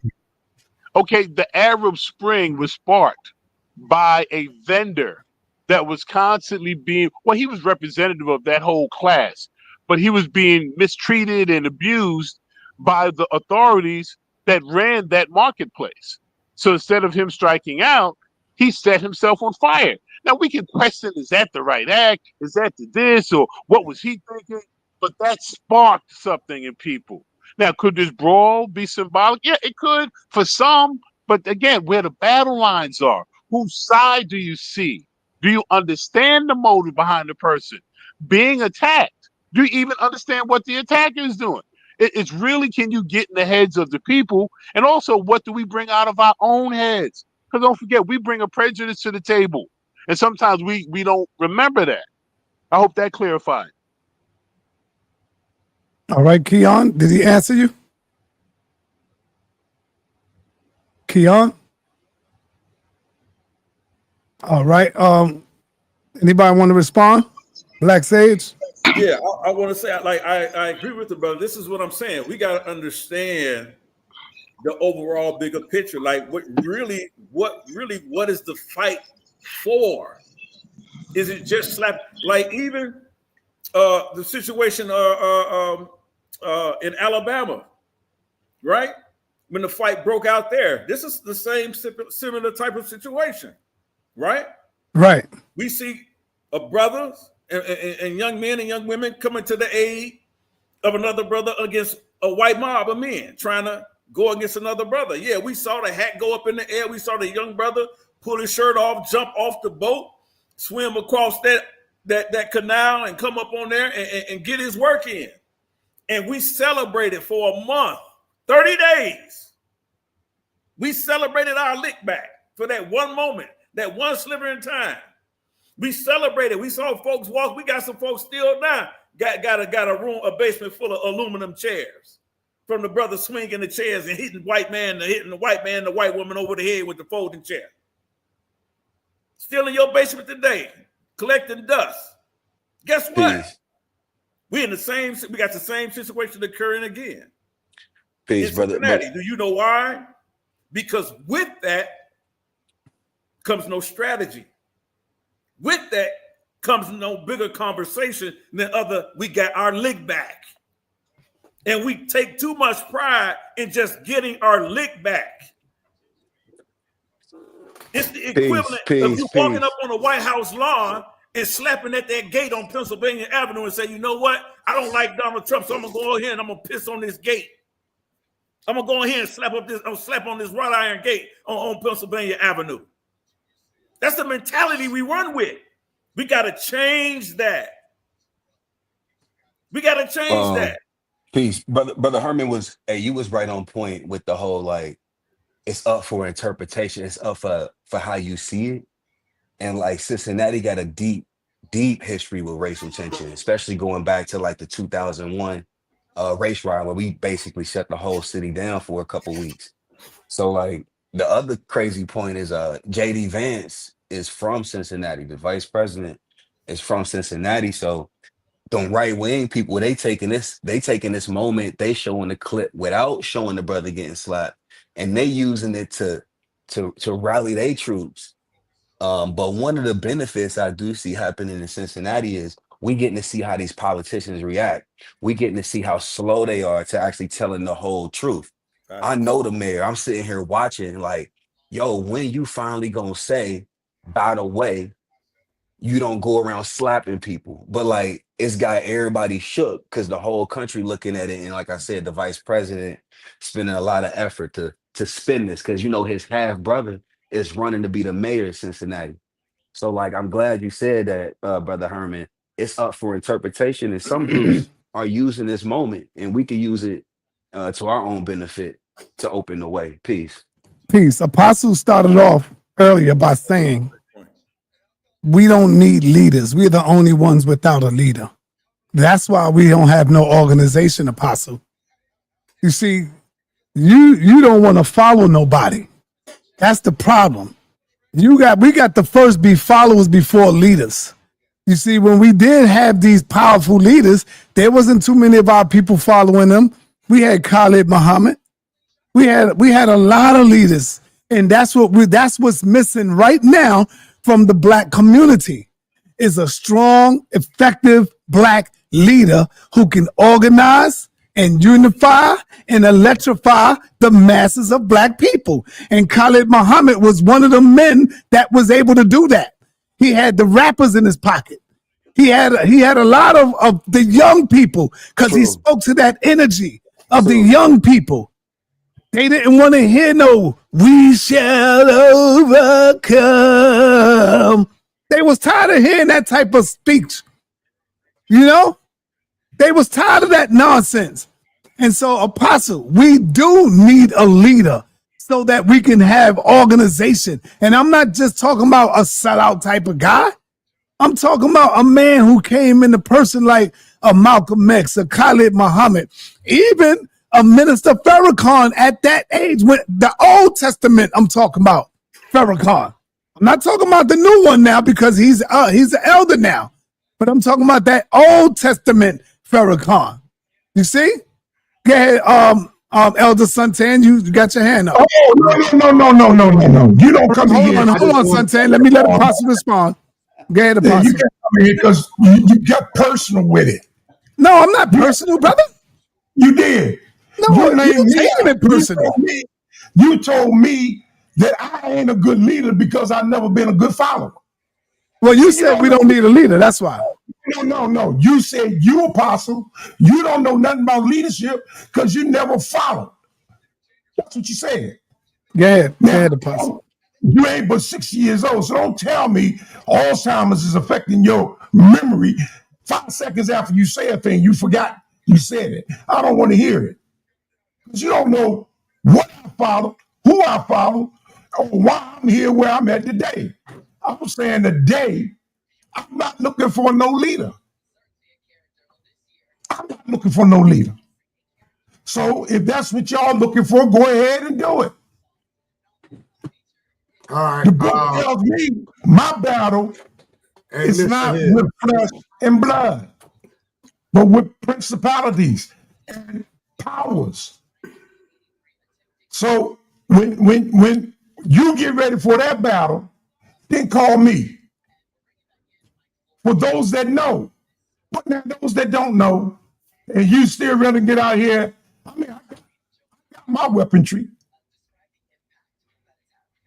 I got over 1,000 bullets in that bag right there on the floor. Man, what does that mean, man? If something got to break off that way, but I'm not. Hopefully, I'm not looking for that. I don't want to have to slap nobody. So for sure, don't slap me, because I might go farther than just a slap of insult. So now my battle is not against flesh and blood. If that's what you battling still, you going out there and battle it. The only way I'm gonna battle that is they try to come across 427. They try to come across 427.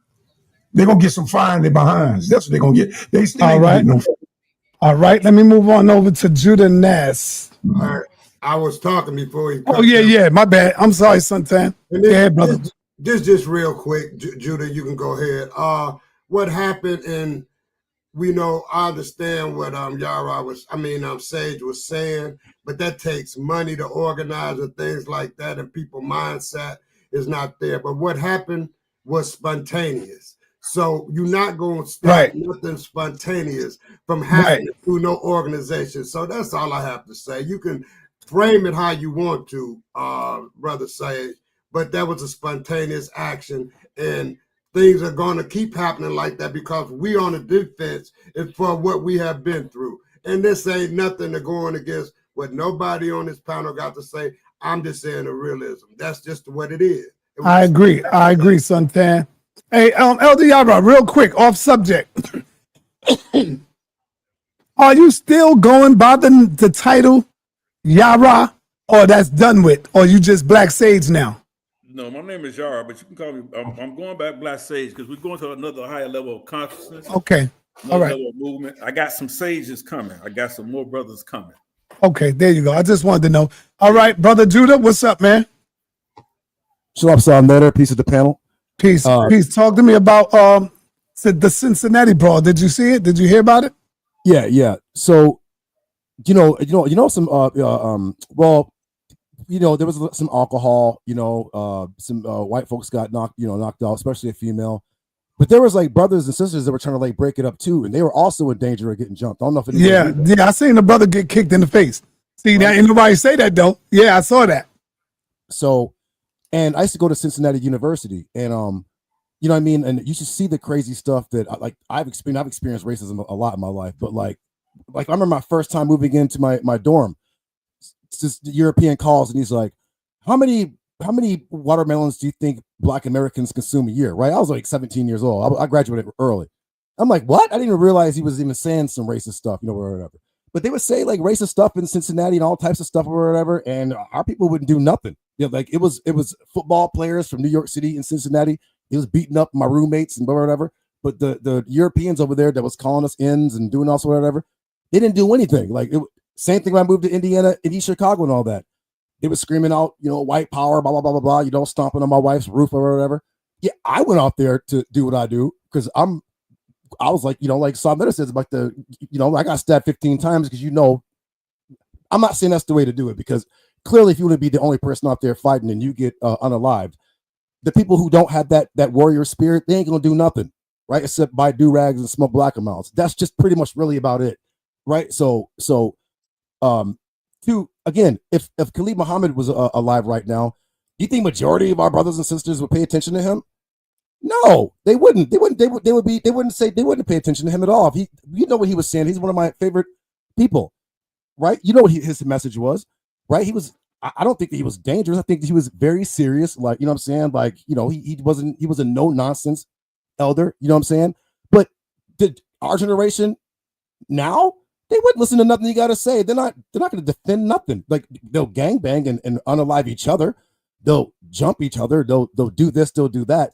But to fight against, first off, there is no such thing as white I disagree with that. That the youth wouldn't deal with Dr. Khalid Muhammad. I think that, hey, Sal, you muted. Yeah, I disagree with that too.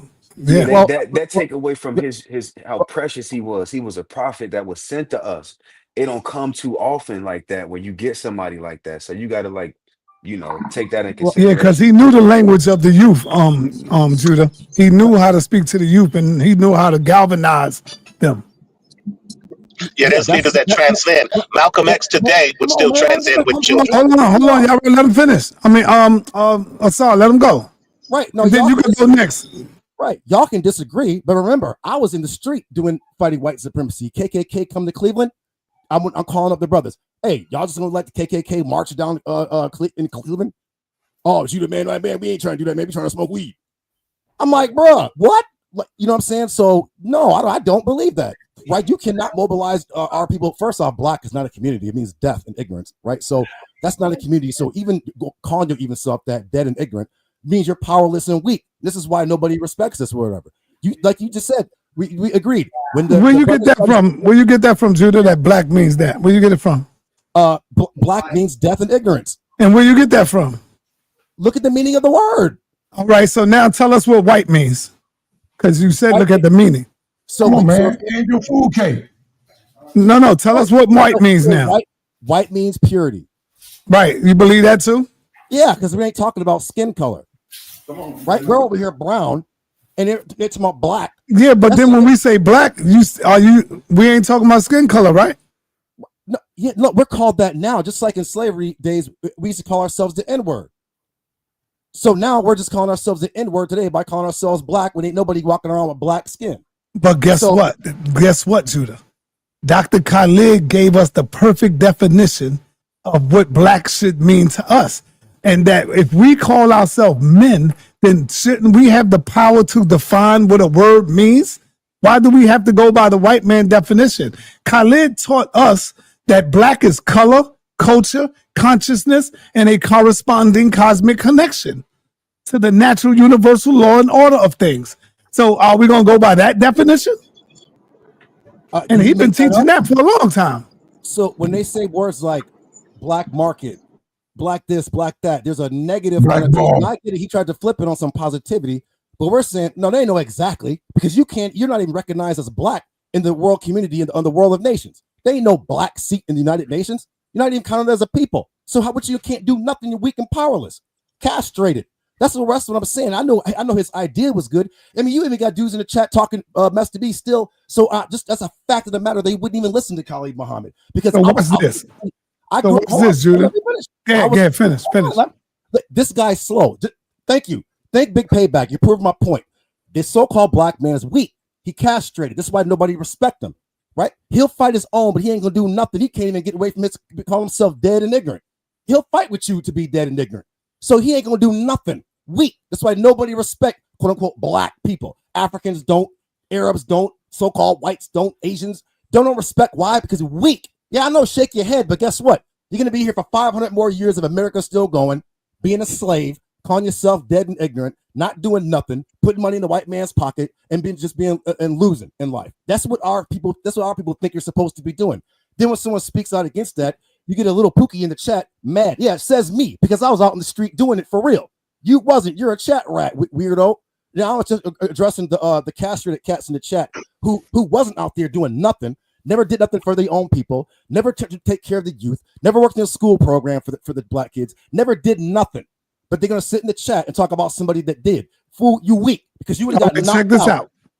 Yeah. Check this out, y'all. Judah, you said black is this destruction, dead, right? So what should we say? What should we call ourselves? Brown or what? We should go by our national name. And what is that? Israelite. Nobody's see. That's a belief, brother. But wait, but black and death is not a belief. Okay, wait. So. Right, that's okay. Right. Okay, you know yeah, what? That's a belief system, brother. Right, but so is black. Black is a religion. The white man called you that. So him naming you. Now, see, you're disagreeing with me, but the so-called white man called you the N-word. So when you call yourself that, you're saying the so-called white man is your God because he named you. You following him. That's not a national name. You can't. No. I asked you about black. You said if we don't call ourselves black, because you said that's negative. That means dead. That means this. So what are we? Are we saying brown? And then you say black don't give us no power. Nobody calls themselves by their skin color. They have a national name is what we're saying. So when we see these dudes, we see other brothers like the Israelites out there who everybody seems to hate. But who's out in the street helping the people though? Little Pookie ain't doing that. Little Pookie's shooting each other in the street over nothing. That's what he's doing. That's black, right? That's death, right? That's ignorance. You go. Don't pay your bill for don't pay your light bill for 2 months and walk around in the dark and watch you stub your feet. That's black. You can't see. Deaf, dumb, and blind. That's what it means. So right. So black means ether, bro. Stop, bro. You guys just coming up with this prison. Get out of here with that. So you know what I mean. So also I ain't trying to be long, but I'm just saying like as long as we are acting like devils, because right now you can't say the so-called black man ain't the devil. He's the devil. Right? And everybody hates us. You even see Africans now coming against us. Stay away from those black Americans. They're lazy. They're this, they're that, they're this. And you still got our people talking about some Pan-African when they don't even like us. Right? They're the ones that, so now I always say this all the time. They put us in slavery. So y'all saying, oh, well, we should just love these people who put us in slavery, but hate the European who bought us. Like, no, yeah, you can get mad at the buyer, but what about Judah, the European did not put us in slavery. Yes, first off, yes, he did, and he learned. No, he did not. So when we were getting whipped and hung by, why is my last name Bergen if he didn't put us in slavery? You don't know who put us in slavery, brother? Excuse me? You don't know who put us in slavery? Yeah. Who? Africans, Arabs. No, brother. What do you mean? No, I've been teaching this for it's the 30 God years. who you worship, brother. Hold up, be quiet, y'all. Be quiet.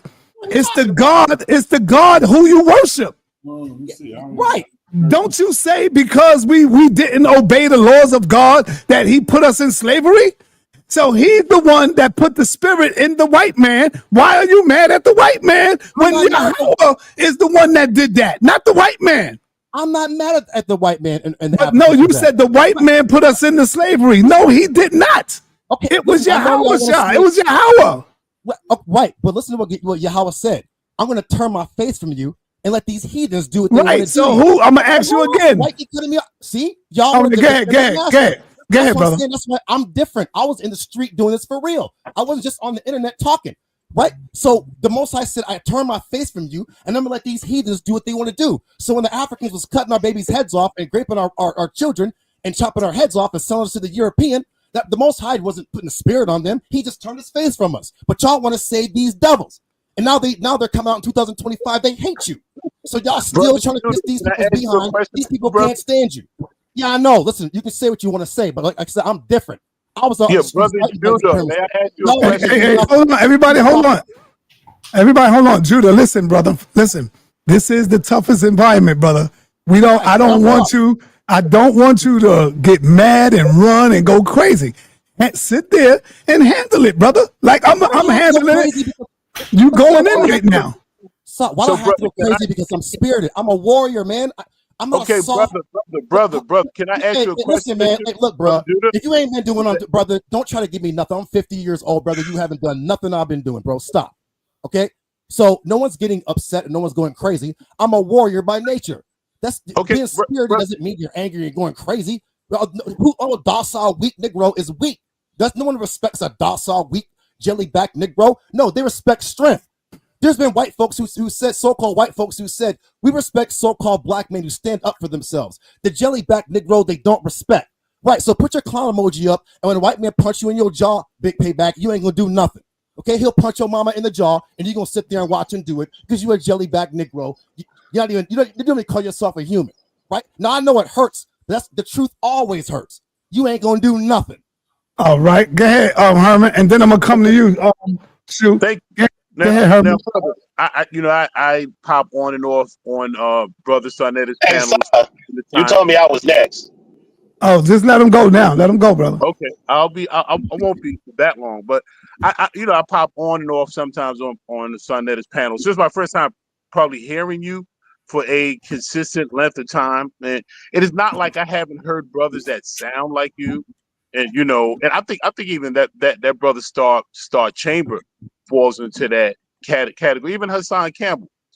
We have black people among us that have become experts at our failings. The Pookie, they got all the lines down as to why the Negro, the black man, whatever label you want to put on, why he's a coward and he's irredeemable.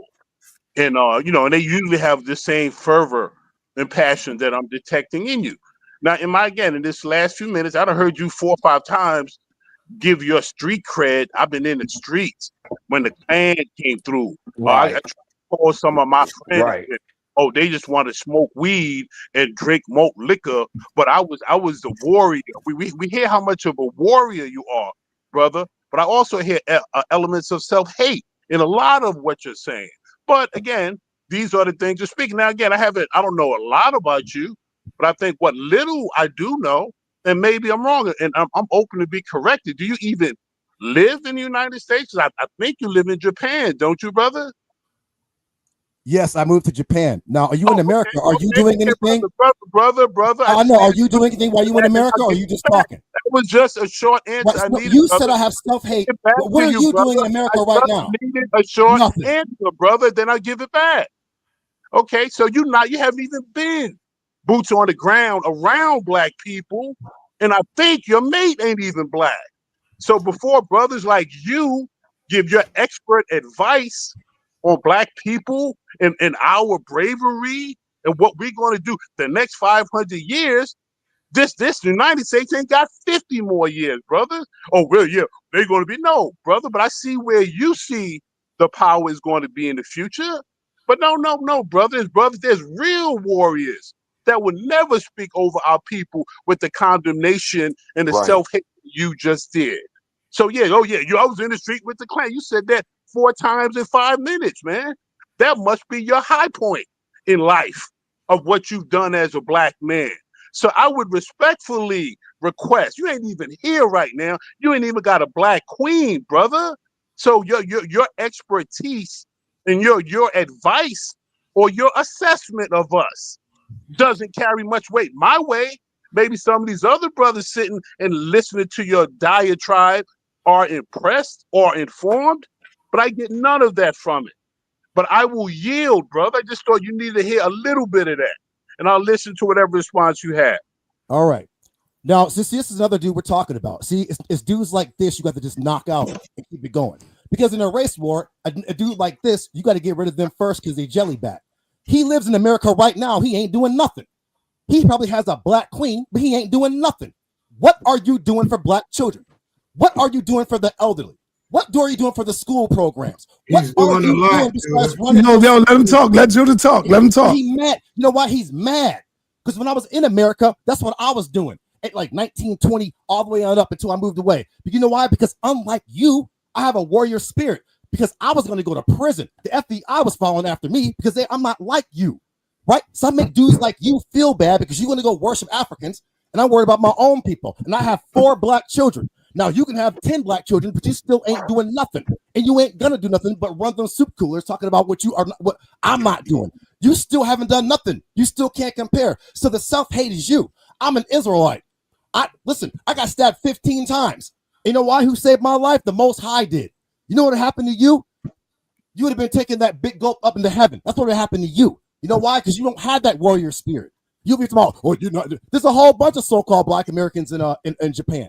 I went to Amsterdam. There's a whole bunch of so-called Negroes in Europe. We're everywhere. We're not just in the United States, but you in the United States. And what are you doing?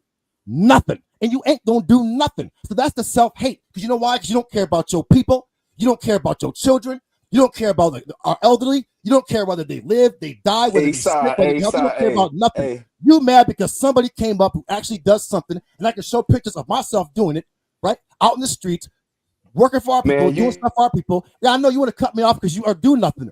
Little Pookie ain't gonna do nothing but get shot in his back by the police, right? Because he's a jellyback. He's not a real man. This is why women don't respect black cats like these, right? You just mad at me because I'm a warrior and you're a jellyback, bro. Don't be mad at me, bro. I'm sorry. I'm 50 years old now. I realize since these other cats, you know what I mean, got the heart of a bunny rabbit, there's no point in going out in the streets fighting for our people. We got these weak cats running the other way who ain't gonna do nothing. They're not going to do nothing but run their lips. They ain't going to do nothing. All right, Judah, you said you got stabbed 15 times and the Most High saved your life. Well, this is the toughest environment, and I got to tell you the God's honest truth, brother. It's the devil. The devil saved your life. The one you call the white man, the devil. The M&Ms came, they picked you up, they took you to the hospital, and they the ones that passed you up, brother. It wasn't the Most High. It was the devil, brother, the one you called the devil, the white man. They saved your life, brother. Yes? Respond. Yeah, wrong. God says he made the doctor. He said, listen to the doctor. He put a spirit on them to heal you. So, no, it was the Most High that did that because the Most High controls the spirit, which is the mind. That's why I keep saying it starts here first, the mind. I think Yara said it starts here in the mind first. But if your brain dead, you can't do nothing. Right, so the Most High saved me. It wasn't no devil do nothing. The devil was one trying to get me and Malcolm X's nephew up out of here. Right, and what I do, I went in the bathroom and started praying to the Most High, and I lived. My uncle died in Rochester, New York, from one stab. I got stabbed 15 times, and I'm still here looking like Eric Benet, still talking that same stuff I've been talking since I was a teen. I'm still talking that, and weak cats still mad, and they're gonna stay mad because they weak. Hold on, y'all. Hold on. I got to bring on Shoot. Let me bring on Shoot. Shoot, go ahead, brother. And then I got you a Saw 7. Sue ain't speak yet. Peace to the family, man. Peace, brother. I appreciate you, brother sa.neter, and all the brothers on there, man. I think everybody has something to offer, and I'm always grateful to hear y'all brothers speak because I'm constantly learning. There's a saying, once a teacher, always a student. I mean, so I'm learning from everybody, man. So, you know, I just wanted to say that I hear this term thrown around a lot. I was driving earlier, and I feel as though it's very important, but I don't think it should be abused. And that's a warrior, because ultimately sa.neter gave elements of what that was, and some of the other brothers did too. And I want to say it's out of necessity that we understand what that is. The way of the warrior is to resolute the acceptance of death. So when sa.neter brought up the people who were throwing rocks at the tank and all of that, you know why they was doing that? Because they were willing to die. Not to say they wanted to, they were willing to die for freedom.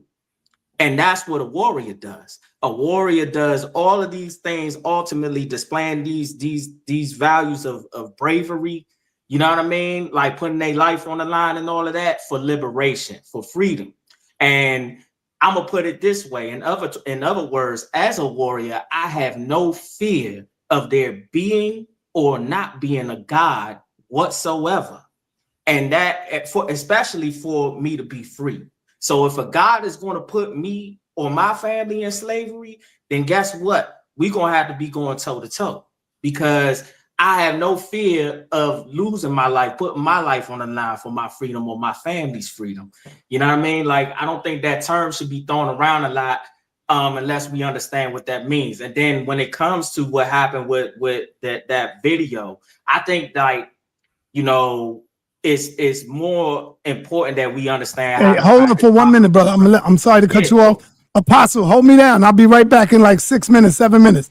Asar 7 go next, Apostle. Go ahead, brother. Continue. No, I won't be long, brother Asar. You know, but I feel as though practicing proper restraints is important. We got to change our way of thinking, you know, so that kind of aligns with what brother Elder Yara was saying earlier. You know, you got to change your way of thinking, but I think we need to learn how to have a successful combination of both and of all of these things in order to take action. Because you got literary proof, theoretical proof, and then you have actual proof. You know what I'm saying? And that's what we need. We need to be able to take action.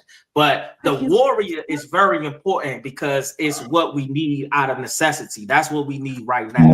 You know what I mean? Like, especially if you talk about, because of the fact that all of us got different ways of how we identify ourselves, our communities, or whatever. You know, you got Israelites, you got Aboriginals, you got Muslims, you got whatever the case may be. But out of all those things, a warrior is what we don't see in our community too often. You can't just look at this person and say that this is a warrior, because we don't have that kind of example anymore. You might get it through sport. You know what I'm saying? You got, you know, some people that playing. I'm landing, brother Apostle, Elder Apostle. My bad, but I'm let him speak, brother Apostle. He can speak as long as he wants. Go ahead, brother. Hey, brother. Thank you. One second. No, I'm saying brother. 1 second, brother. Okay, 1 second. Yes, sir. When sa.neter asked me to run the panel, don't say nothing to me. I'm trying to bring the mic to you. I'm just letting him know he don't have to stop speaking.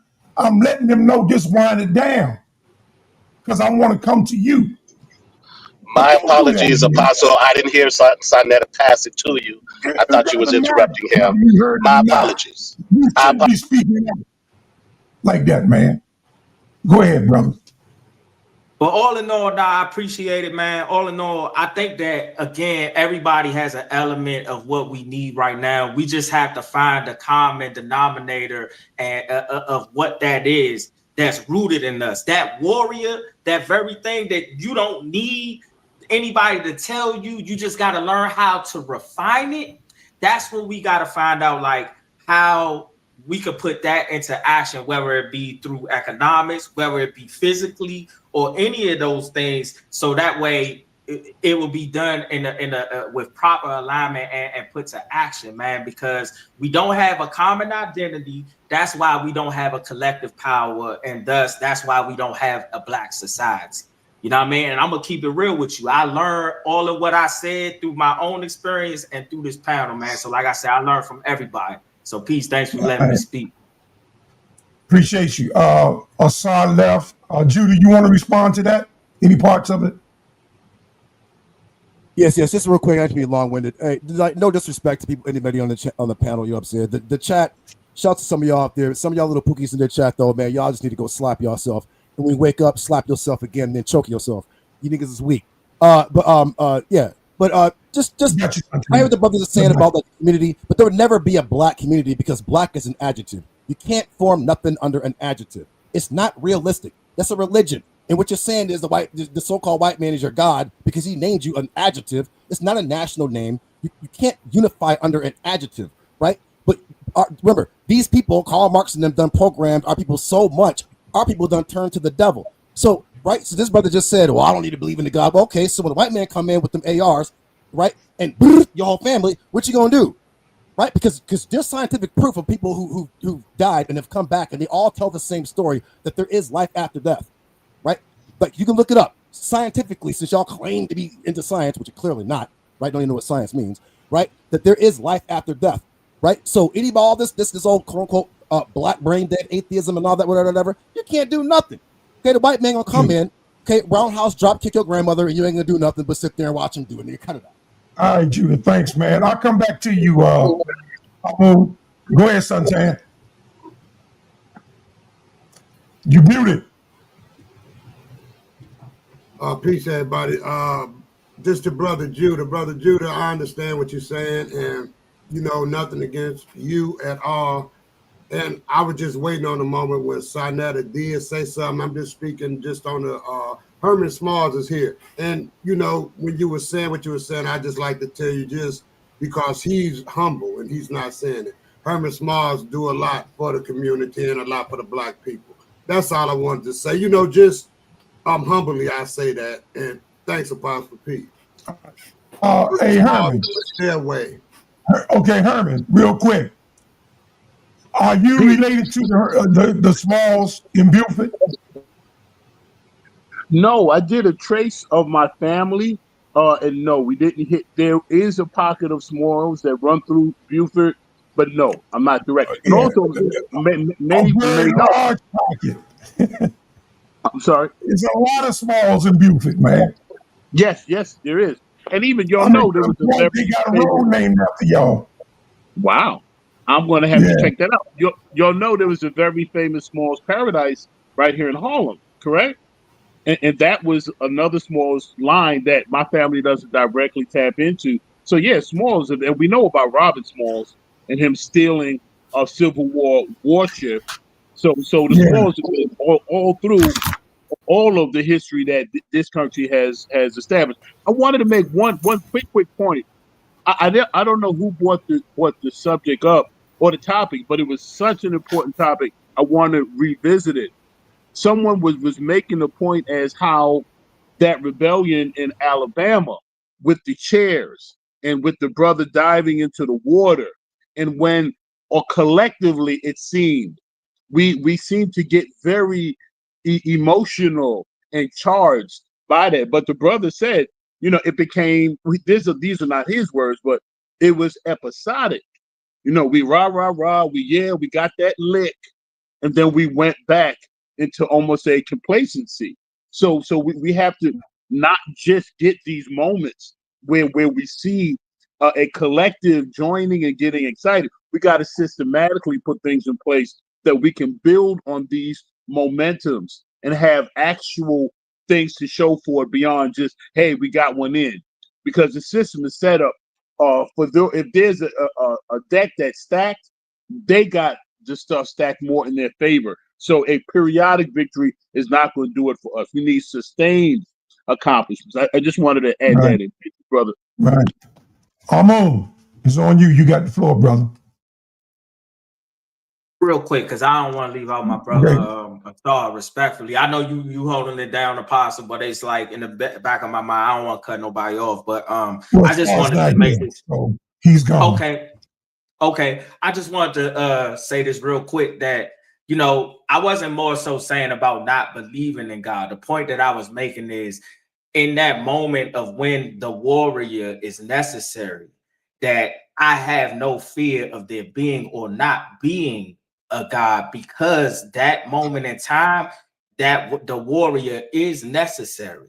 So it really doesn't matter. Like that could be my backing, whether I believe or not believe. If I believe, then that's my backing. But regardless, the warrior is something that is a happening, and it's happening out of necessity. So that's why I made that point that I have no fear of there being or not being a God whatsoever. And I'm just saying, in that us being that's something that we can identify with as a necessity, therefore be able to take action as a collective. That's where I was getting at. The Most High is the warrior in me, not me. I'm not a warrior. But when it comes time for that, and that is needed, it will be the Most High who is the warrior in me and all of me. So, okay, Divine Allah, go ahead. Peace. Amon, so you basically saying like a atheist can deal in hand-to-hand combat with somebody who has belief, and regardless of who believes in what, in that moment, It's the warrior spirit. It's whoever's more prepared, right? Who are you talking to? He Brother was talking Shu. to me, Oh, okay. elder. He was talking to me, All right, elder. go ahead. What I'm saying is, if you, let's say you're in a situation where you have your children and you're out in the street, right? If someone is attacking you and while your children are present, is it going to matter whether they believe or not believe in God? Are they not going I to think defend I their think children? I think y'all both right. I think Apostle in his moment, he can draw his strength and his energy and his passion from his belief in Yahweh, Yes. right? Where another Yes. individual is drawn off of the black man is God, right? Well, I'm the Lord of this world and that world, Well, right? I understand what you're saying, brother, but what I'm talking about is it's already in your nature. We have to remember that we are nature. We tend to separate ourselves from nature for some reason. We Mm, are nature. Just as much as we are this world, we're in it, we're features of it more or less than just being in it. It's just that you have so many things that are I guess you would say explicitly different, and then you forget that those things imply you. If you are not here, then none of those things exist, because only experience can come through mm, your being here. So what I'm saying is, when it's time for me to defend my children, whether I believe in God or not, it's going to happen. And right, that's what the peace. way of the warrior is. If I got to save somebody's life, if I got to save my own life, and I display bravery, and I accept the fact that I might die, and I don't care, because I'm going to fight you. You're going Mm. to, matter of fact, you're going to have to kill me in order for me to not fight back. That's what I'm talking about, is the way of the warrior. So I hope that Yeah, helps. that's peace. Appreciate you, bro. Peace, God. Yeah. Haven't heard anything from Keon, man. You got anything you want to share? Keon, you there? Black Sage, you there? Black Sage. Yeah, I'm here, You got Apostle. anything you want I'm to here, share? Apostle. Yeah, I just want to say, man, because I'm gonna jump up off here, man. Again, at the end of the day, I think Brother Herman Small summed it up to a degree. Judah Nash, shout out to you, Shalom. He's elder now. I recognize you, bro. You're elder, man. I appreciate you, man, being in the Big build. 5-0. It's all good, man. So much respect to him, man, and our good brothers on the panel, man. Hey, listen. What I'm saying to my people is, it's not that you're not supposed to defend your family. Of course you defend your family. That's asinine to think otherwise. But what we got to realize is that it's always bigger than the moment you're in. We got to realize that. It's always bigger than the moment that you find yourself in. Once we get to that mindset, then we can start changing the world around us. And when I say the world, I'm not talking about the white constructs. I'm talking about the world that we live in as Black people. Like, I see somebody in the chat earlier with that right now. It's a whole boycott going across the internet. You got Black women don't want to support African businesses. They want to stop going in these shops and getting their hair braided and spending $300 and however much. They don't want to support those families anymore, those communities. They don't care anything. But this is what I'm saying. The mindset of our people. And what's wrong with that, my brother? What's wrong with that? I'm gonna tell you what's wrong with that. It's the same thing. It's the same reason why they're trying to pit. You got some people in social media trying to pit African Americans against these illegal immigrants out here in the Latino community. Do me one thing. Show me where Africa, and I'm not against Africa, so let me just say that right now. Yeah. But the truth is the truth. Show me where Africans support us. It don't just matter. show me. It doesn't matter. It doesn't matter. It do matter, brother. It does not matter. That's the problem. Come on, Hey, Black listen, Sage. man. Yo, Hey, your I name gotta is listen, Black man. Sage now, brother. I got it straight because I got it. Your name is Black Sage now. Easy to have somebody come on here like Jabari and give you a smooth lie instead of you accepting the hard truth. The fact of the matter is this, man. It doesn't matter. It doesn't matter. The problem is that our mindset is not acceptable to anything positive. It's not. And it's hard, it's easier to hate on somebody else than to say, look, even though you How could that be hate when you loving yourself? That's loving yourself first. Listen. The first law of nature is self-preservation. And so everybody comes here, Black Sage, to feed off of us because they know we dumb, we sick, and our mind is messed up. So every nation comes here to feed off of the black man and woman. We send everybody babies to colleges to go get doctor's degrees, but we don't do that for our own. What's wrong with black women having their own beauty parlors, having their own nail salon, because they spend most of the damn money? So, brother, I'm not against the sisters boycotting the African women that's out there talking about the hair salon. Only if you're getting your own shops.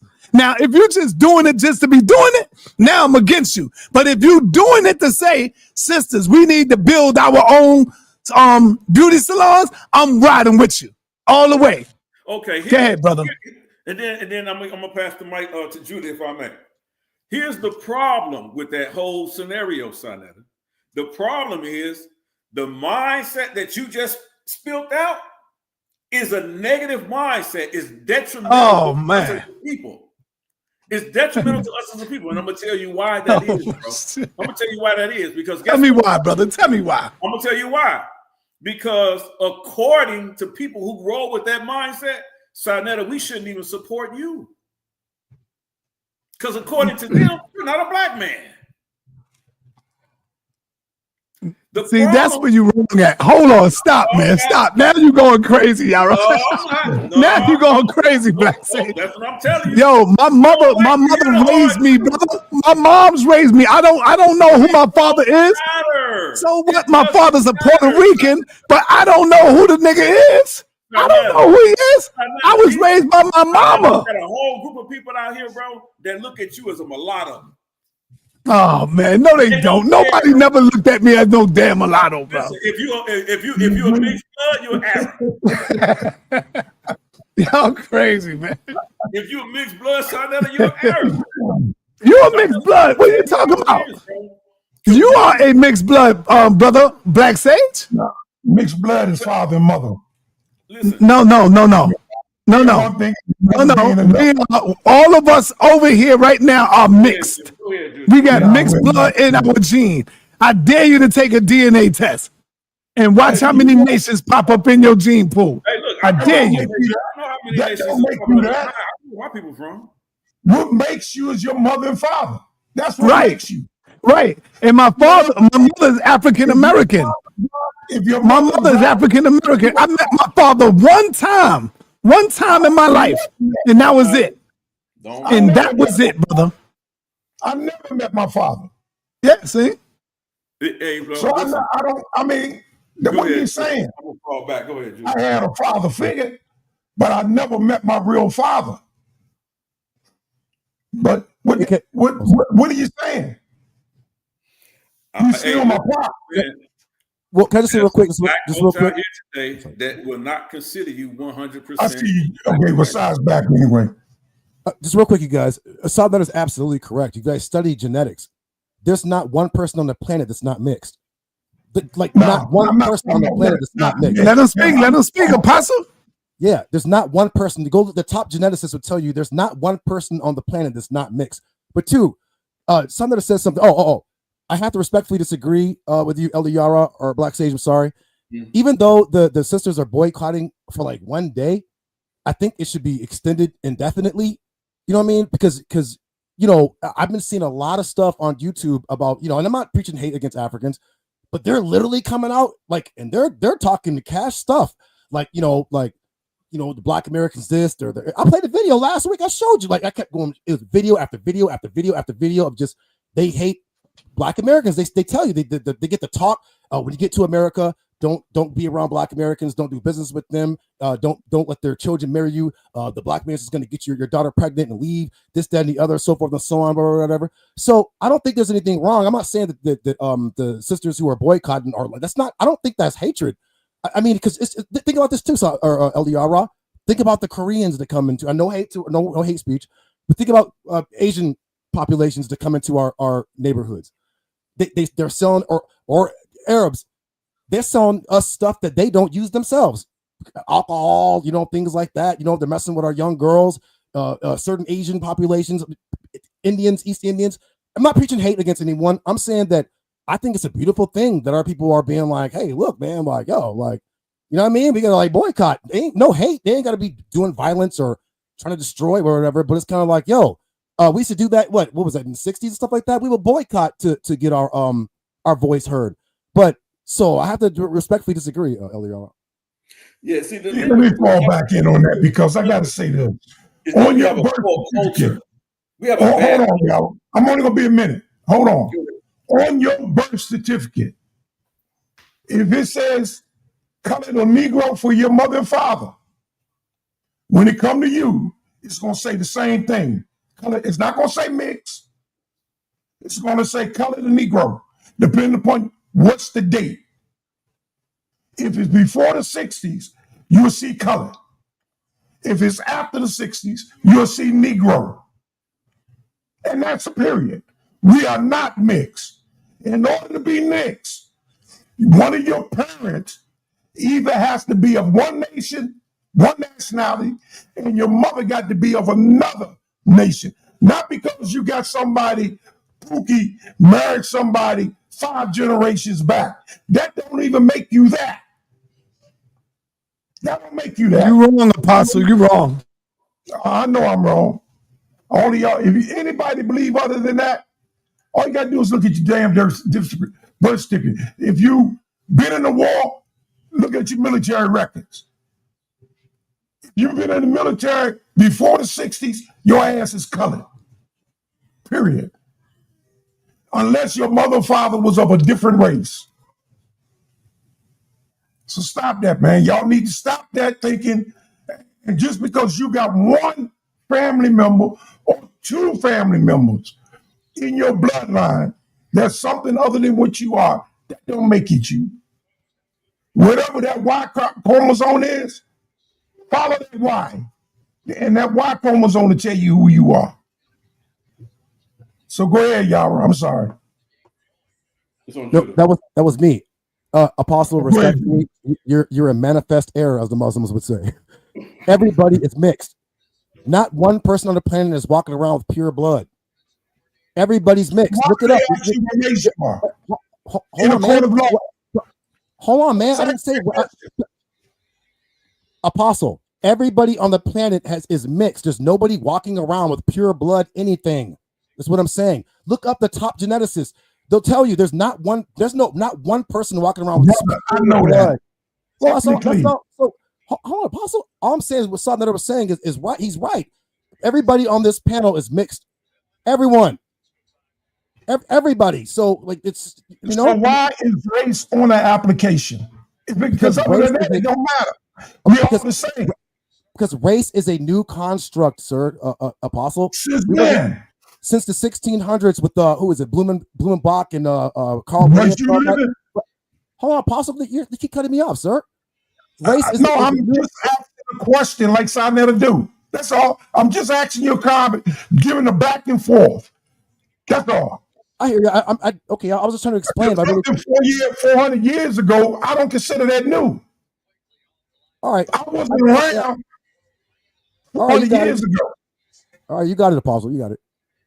No, I'm just saying, bro, don't tell me I got it, because that's a fake out. We might as well just get away with all of this stuff, man. I should not have to identify myself as an African American because we mix. I shouldn't have to identify myself as a Mexican American because we're all mixed.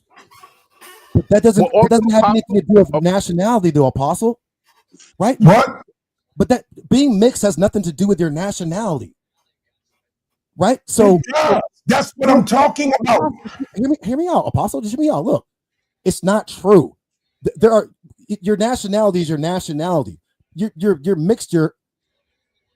That has nothing, Ava. It has nothing to do with being colonized. If you go look, you can go look at the Khoisan. They still have admixture too, and this is supposed to be the oldest Africans. This is what I'm saying. Y'all missing the point.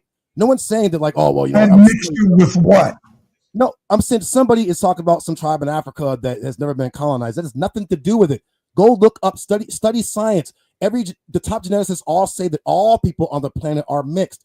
But where apostles Brother, I guarantee you right now, I can take you down to Amazon, and these people ain't never seen you.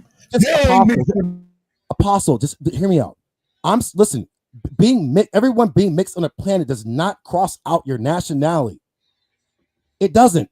Thank you, brother. Like ethnicity and things like that. You being mixed doesn't X out your nationality or ethnicity or things like that. But even because everybody has mixed blood somewhere, everyone has mixed blood. That's all I'm saying. But we still have nationalities and ethnic groups and things like that. Well, Apostle, I gotta speak from. How many blood types there are on Earth? Apostle, if I can give my opinion, I tell you, and I've never admitted this publicly, so I guess this will be breaking news on the sa.neter channel. I've lived my whole life. I've been mixed, and it's been very challenging because I'm half man and I'm half God. So it's just trying to move around these mortals out here.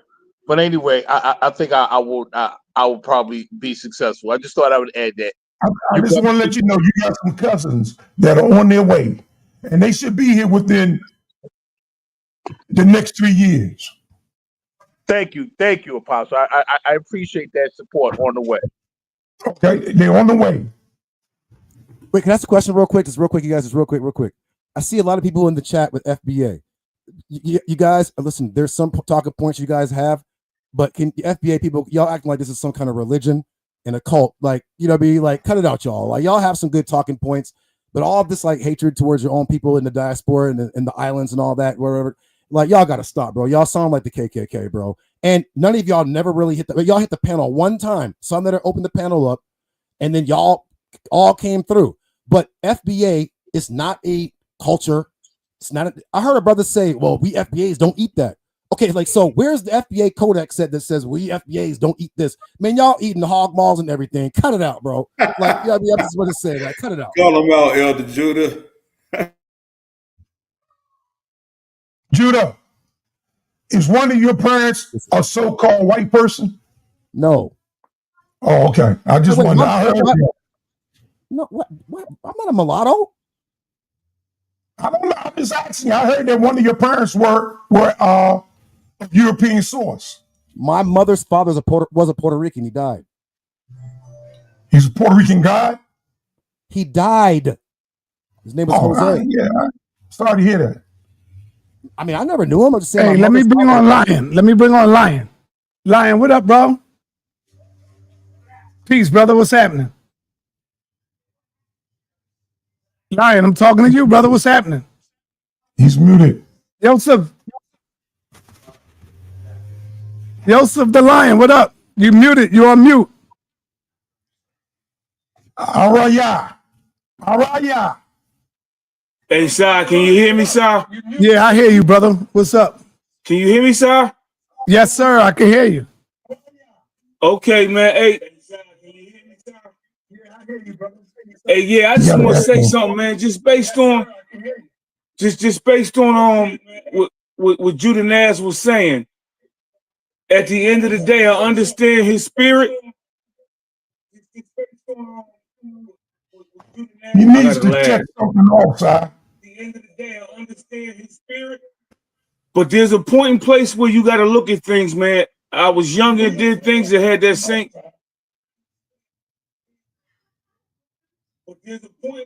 You know what? Do you have YouTube open? Put that on mute.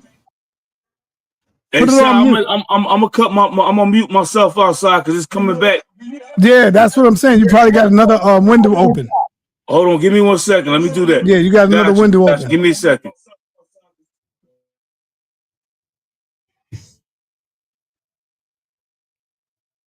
All right. See that, Judah? Told you can handle. Can you hear me now? Yeah, we can hear you. Good. Okay, yeah. One thing I'm saying, I understand the energy what Judah Nash was saying, and he's very similar to me to a lot of ways. But one thing I had to learn and grow up with things, man, is I've seen things, scenarios where, yeah, I'll defend anything. I'm gonna be a warrior. But the one thing I learned, man, I worked up in Hudson County, from the juvenile system to adult corrections to the sheriff's department, and caught a case and had to go away myself. So I've been on both sides of the bars. When you have a certain mentality, what the other brother was saying, if you can't control that, it's a reckless energy, and you can put yourself in a bad situation. So there's been scenarios just in my life personally where I've had things happen, man. I'm gonna give you a little story. My daughter called me one day. I came home from work, and she called her sister. She's on the phone. I just got home after a 12-hour shift. She says, Dad, such and such says he just put his hands on her. We get to the house, we go there, we pull up, and she know my energy, she know her father. So we pull out. My first thing I did when that happened was I went down to my gun locker and grabbed something, right? I said, no, that's premeditated. I rethought it, put that back. I grabbed the big screwdriver. I said, I'm just working on my car. So if this little young boy get crazy, I had to do something to him. It is what it is. So we pull up. She comes out the garage door, which is attached to the house, little suburban joint in South Jersey, comes out, and she real quickly says, Dad, calm down. He ain't do nothing to me. Now, that was different of conversation I heard you yelling over the phone with your sister, but she calmed me down a little bit. But then my presence being there got her amped up, where she made him say, tell my father what you did to me. And I had a conversation with this young man before. They have 2 kids together now, but they had a conversation when my daughter was putting her hands on him. I was like, he's letting you do that. He's a man. You cannot be him. And I had to check her. And I told him, if something never happens, walk away from it, bro. I said, let me deal with my daughter. So when that conversation came up and she said that, I instantly went back into, like Judah said, I went back into that warrior mode. And I said, yo, bro, I thought we had an understanding. I said, if you don't think if you don't think what I said to you was serious, let me know now. And I'll murk everything in this house. And at that point, he gave me a little funny look, like an old head talking crazy to him. I said, just tell me. I done been through this with my sister, with my 2 nieces before I had kids. So that warrior thing, you had to put aside to a certain point. On a flip note, listen, coming out of law enforcement, catching the case, my transport into the facility, which you would go in Trenton, where they process you, I had to go on a separate little bus, then the Bluebird van, to everybody else that left that facility. Protective custody. When I got there, they told me something, and IA, Internal Affairs Council, you guys sign this waiver, that waiver, this waiver. I said, I ain't going no PC. They said, yeah, but people know who I said, listen, man, that the whole life of me being whatever, it's over with. I'm who I am now. I'll defend myself. So that's the reality. Like, we have to be careful and conscious, because we can get to a point where we can get in trouble with that, in the sense where our emotions take over as men, and we can do something. And my brother told me when that situation happened with my sister, he said, bro, cool out, we ain't gonna do nothing to him, this XYZ. He said, I done seen, he just came home from doing a 15-year bid. He said, listen, man, I seen a lot of people go there. He said, and their sister that they did this for was a star witness for the prosecutor. So we have to be conscious of certain things, and we can't get overly charged in our emotions. So when I told my daughter, I said, next time something happened, don't call me, call 911. And that's the reality. And the one thing I'm gonna say is, we disagree or agree or disagree. Hey, Si, when you had Alazar on like a week ago or whatever, the one thing I'm saying to us as a people is we have to learn how to stick together, not have different, we can have different opinions on certain things, but the underlying line is we have to stick together. If not, like I said to you, Si, before, I said, it's like the Catholic Church with the Protestant Reformation movement. You got one church that's crooked, and then everything spins off is crooked. We got one West, and we got all these other different camps that pop out. So we have to find a common ground. A house divided won't stand against itself. That's all I gotta say, man. Cause I can't hear what y'all saying, but I'm gonna go mute myself and put the thing back on, brother. Shalom, man. All right, shalom. Thank you, brother. Appreciate that. Who want to speak? Hey, go ahead, Judah. I'm sorry. I'm sorry. I'm trying to be rude, son. Yeah, to the brother, man. Hey, and salute to you, brother. Those are wise words too. And you know what I mean. And I'm quite sure I know sa.neter, I know Apostle, I know Eliyahu. You know what I mean. And I know y'all gonna get mad, but I'm gonna use the word black. Black fathers are perfect. I'm making the t-shirts. I'm sorry. So you know what I mean. The brother is a father. You know what I mean. So shout out to all the okay. I'm gonna use the word black. That's taking care of their kids out there. You know what I mean. Like you know what I mean. You're perfect. Yeah, you're right though, brother. You know what I mean. That you're right, bro. That's all I can say. Was you're absolutely correct. I was young, stupid. I thought that was the way or whatever. But there's a saying. Remember, the pen is mightier than the sword. You know what I'm saying? And so, I think like you know, like sa.neter has his platform and his platforms or whatever. These things galvanize the minds, and it is better than going out losing our lives because we only make 13% of the population. If it's some kind of like war of sort, you know what I'm talking about, we ain't gonna win. Just as simple as that. We're just vastly outnumbered. We got people that whatever. So just wise words, brother, that you spoke, and salute to you, and you know, shalom, brother. All right. Let me get Rafu. Rafu, what up, man? Wait a minute. Can y'all? Okay. Can you hear Yeah, me? we can hear you. Hey, Sa, you always forget that KU in the middle. Raku, not Rafu, but Raku. I said Rakufu. This time, but don't you always say y'all know? Hey, Rafu. Hey, anyway, no, I would rather listen because I just got on the panel and I just came home, so I want to get to what are we talking about, Sa? First off, just bring up something, brother. We passed the topics already. We've been jumping around.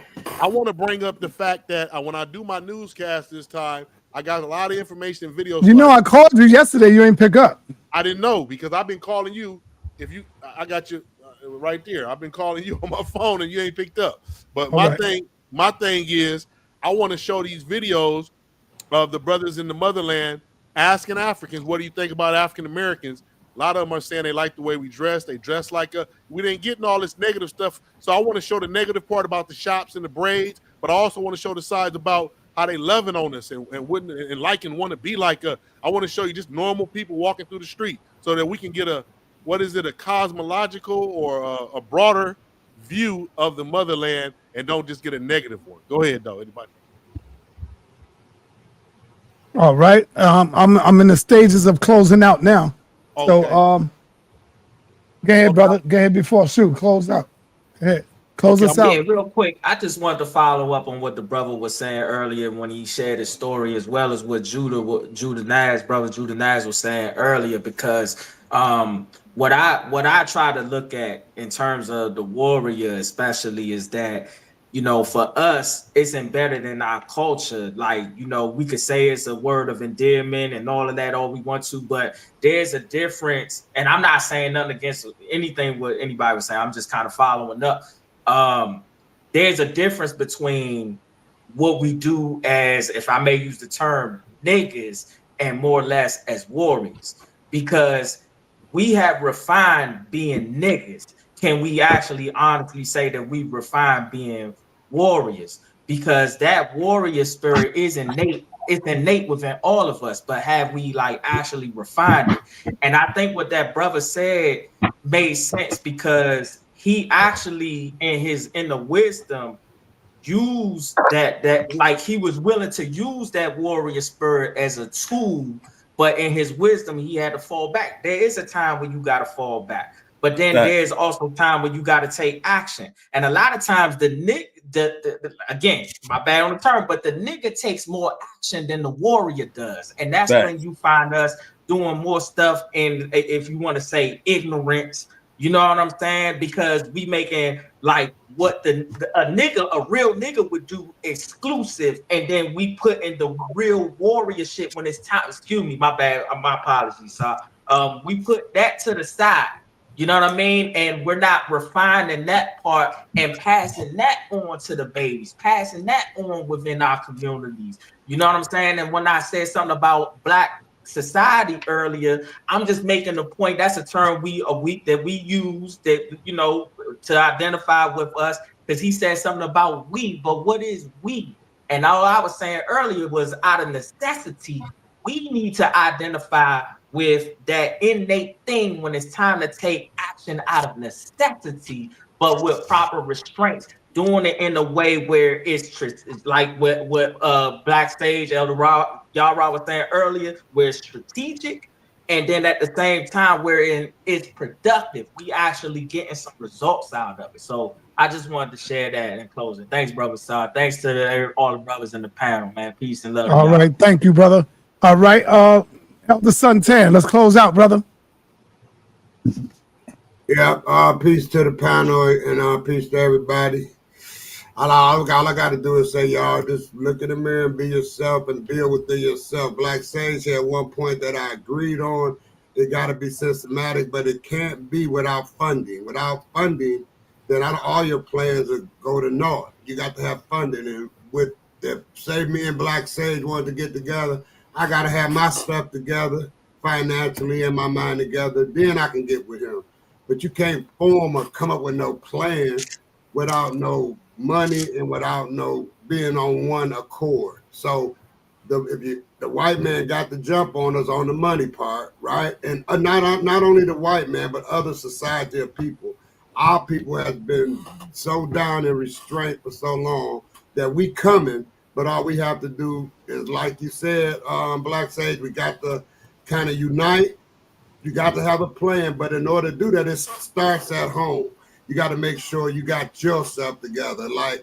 And I've been around y'all raw enough to know that financially, and I don't know, I'm not pocket watching or nothing, but I know from your intellect and what you have your, your money together, so you can do it. But other people ain't on your status, brother. So they have to get themselves. I have to get myself together to get with you. Then we can make a plan. I can't just get with you broke and be like, let's do this, let's do that.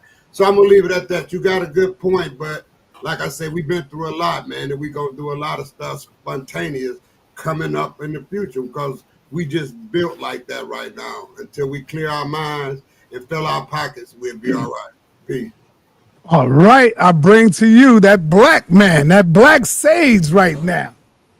Sage, man, when you coming over to the realismism side, brother, you got the name now, Black Sage.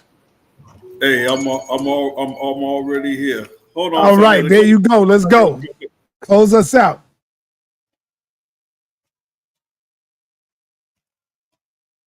You on mute, Black Sage? Oh, hey, Herman, you there, Herm? Where y'all got glasses at? Yeah, close us out, Herm. All right, the brother made a quick point, but I know we're at the end of the show, but it was a powerful point to delve in. He had said when he was explaining the situation between his daughter and his daughter, I think then boyfriend, later becoming, the father of two of his daughter's children. But he had said, hey, don't call me, call the police. And I thought that was interesting.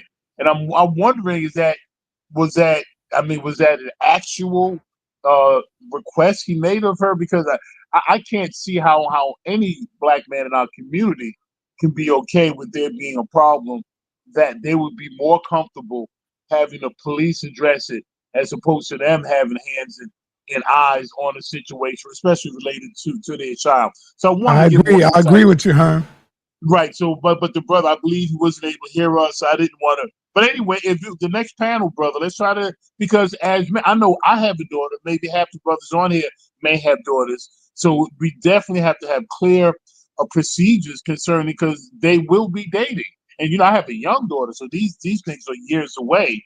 So I might be coming to a lot of brothers like you with older daughters that may have married, and so to know how you'll deal with those situations when they do come up.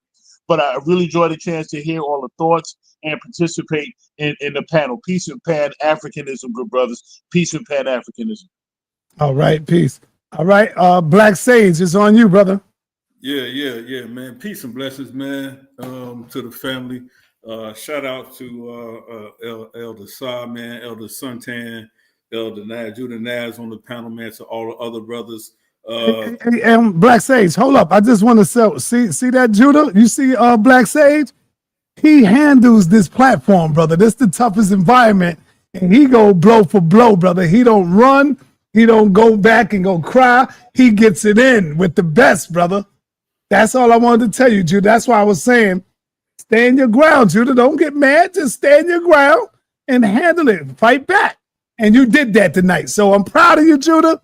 I want to say I'm proud of you. You didn't run. You didn't go make a video like you do. But go ahead, Black Sage. Hey, it's all good. Shout out to our brother Judah Nash, man. So again, this is all I'm saying, man. And shout out to everybody that hit the panel. Hey, I want to get my information to the brother Amun that was on the panel. I want to holler at him, man, and rap with him. So I'm gonna put my information in the back chat. But this is what I want to say to the family, man, and to the people out there. Like, I appreciate brother Herman Smalls too, the things that he was saying as well. Because what we got to understand is that we got to create our own armies in our households first, right? See, we trying to build community without building our families. And that's the first fight we got to take up. It's easy. I'm going to keep saying this. It's easy to follow the smooth lie, but it's harder to accept that hard truth. We got to build up our families, create the warrior spirit, bring it back in our families, right? Shout out to the Black Saga clan. We got to build our warriors in our families, right? Build them up, train up our sons, train up our daughters, right? So guess what? When they go out, watch this. When they go out in those situations and they're confronted by a white man or any other type of man or another black man that's trying to come up against them, they know the proper steps to take. Whether you have to get physically violent or could it something you could have said to diffuse that situation? Because we don't know that white man, he could have not just slapped somebody, he could have just came out and killed somebody, shot him dead. Now, again, we don't have to walk around here afraid. And that's the problem we have. We're too busy worried about what the next man gonna think about me if I walk away from this situation with my life. That's why I like when the other brother came on here and was talking about his daughter. That's how you're supposed to handle these situations. But you know what? What he has that somebody else don't have, a lot of our brothers don't have, that experience. They don't have that test and trials that he went through. And guess what? He learned from and grew and built his wisdom. We got to bring that back in our homes. We got to build up our homes from that. Then once we build up our homes with that, then we can build communities. Then we can build something that can take down the establishment. Outside of that, you know what we're going to keep doing? Having these same conversations with no change. Guess what? These folks out here, they creating laws, they creating systems to keep us in place. And guess what? They don't have to do much. You know why? Because they know how to keep us. They got the blueprint. They got the game plan on us. They know we're going to get hyped up over something for a few days. And you know what? We ain't going to do nothing. Or we're going to get hyped up for a few days, or we're going to go burn down our own communities for a week and say we did something. See, we marched. We was out there burning down your neighborhoods. Now your property value is crap. Now when you're looking to get out the hood, you can't sell your home for what it's worth. So you got to take a $10,000, $20,000, $30,000 loss because the fools that was marching with you, Black Power and all that, y'all done burnt up all the houses on that side of the block and around the corner. We're not thinking. We're not thinking. Y'all fighting on the wrong battlefield. Wars is won up here. Y'all got to read the Art of War. If you don't want to read the Bible, read the Art of War. The battlefield is up here. We're not fighting up here. We fighting off emotion. I don't like what he said to me. I don't like how he looked. And guess what? And the bad thing about emotion, it don't got no color to it. It ain't no difference if a black man step on your shoe and you want to shoot him and kill him dead than a white man slap your mama. Y'all ain't got no difference in that because when you lead with emotions, that's all you see is that I've been wrong. You're not thinking. You're not thinking. Man, peace and blessings, man, to the black people, man. I'm good. Yep. It's on you, Apostle, man. Yeah. Thanks for allowing me on this show today, man. I miss y'all guys, man. It's been a couple of days. Hey, peace but to you, I got some much needed rest, man, that I really needed. One thing, your body will let you know when you're tired, man. All you gotta do is lay it down. You know, and next thing you know, it's 3 days later. So, but I did want to say this, man. I woke up and I saw,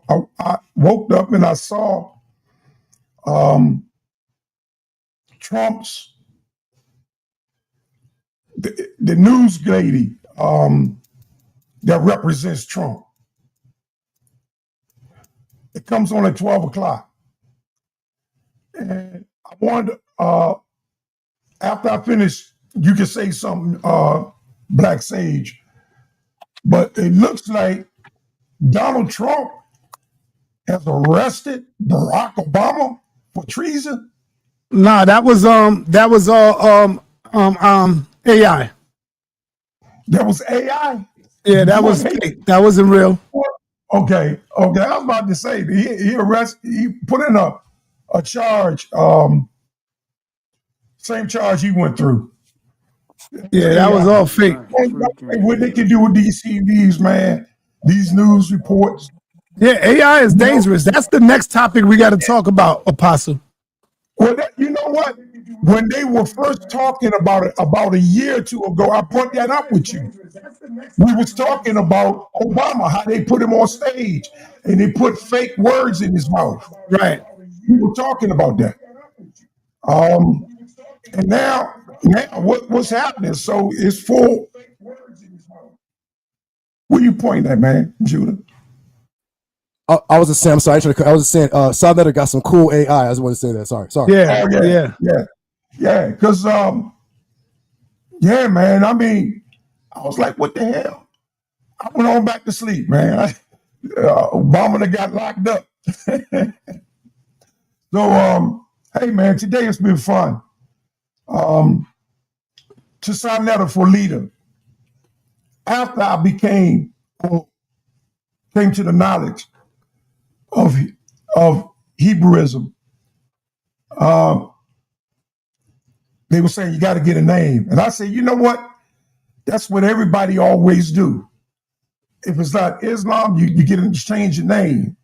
And I was like, no, I'm not going to choose a name. I said, I know the Most High got a name. In that book, he got a name for me. So basically, I'm just going to use titles. So Apostle, Judah going to say Shai. Yeah. Now, Lamawad is apostle in Hebrew, not Shai. But I know Judah do that, but that's okay. But I just said, I'm going to go with my title. Apostle, Lamawad,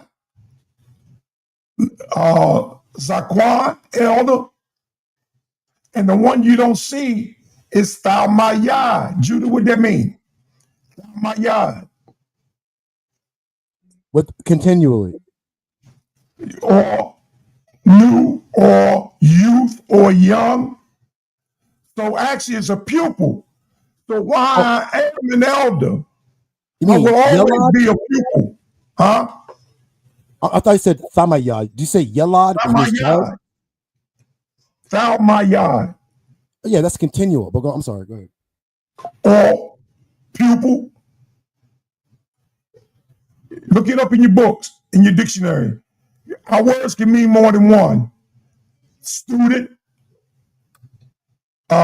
youth is opposite of Zaquan, which is elder. So what I'm saying is I am an apostle called by God. I am an elder, and I'm still a student, sir. I'm still learnable. I'm taughtable. I'm still moldable. I will always be that. That's why I'm dangerous. Don't forget the number one thing that you are too. The number one thing that you are is disagreeable.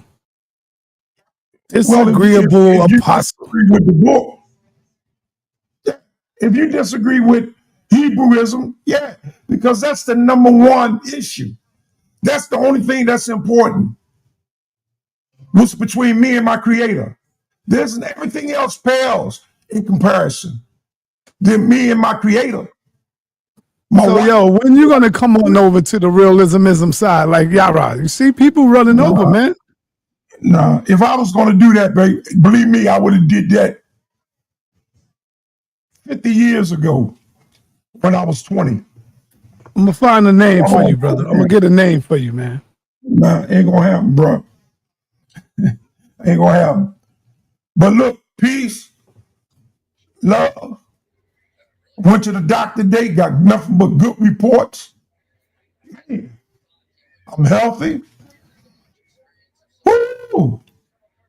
My Hey, Yara, blood, my Apostle, can I fasting say blood something? was 121. Apostle, I want to say this. Blood was 112.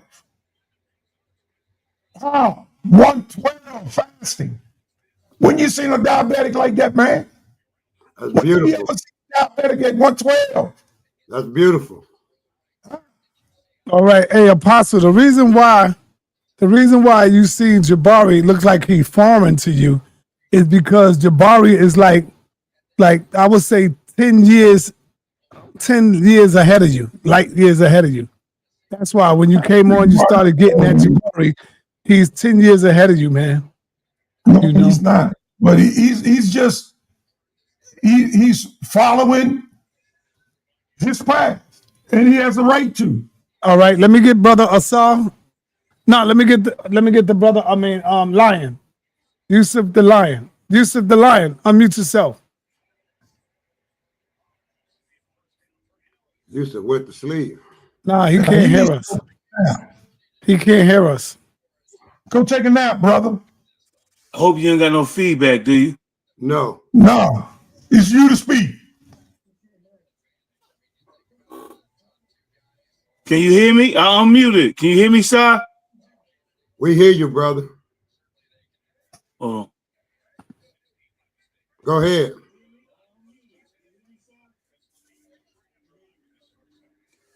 Okay, what I wanted to say to the one guy side that addressed something is understanding like the totality. Like he came and made comments that he don't know any man that would feel some kind of way or whatever, but there's a history behind it. And like Yara was saying, there's some things you build upon. Like I had to go through this with my sister. I had to raise my two nieces before I had children. But the thing was, what I told my daughter was, I said to call the police, was after that incident happened, his family banned her from coming to the house.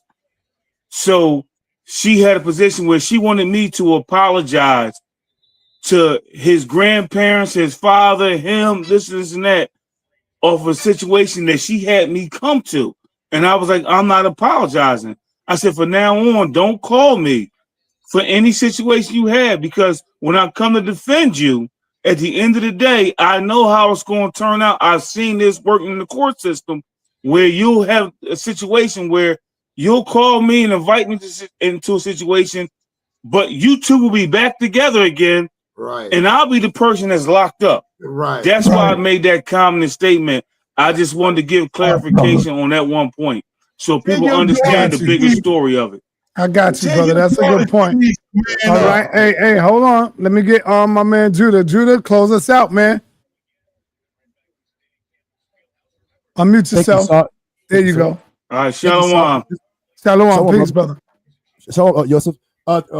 It's a great show today. I just want to say real quick. I know you guys heard about the all-white towns that the so-called blacks are not allowed in. I don't know if y'all knew about that. That's heard about it. Yeah, that's crazy. I mean, I don't care. Like, really. I mean, I'm in Japan, but I mean, none of us should even care about like let them whatever. Real quick too. I want to say congrats to Jabari for getting married.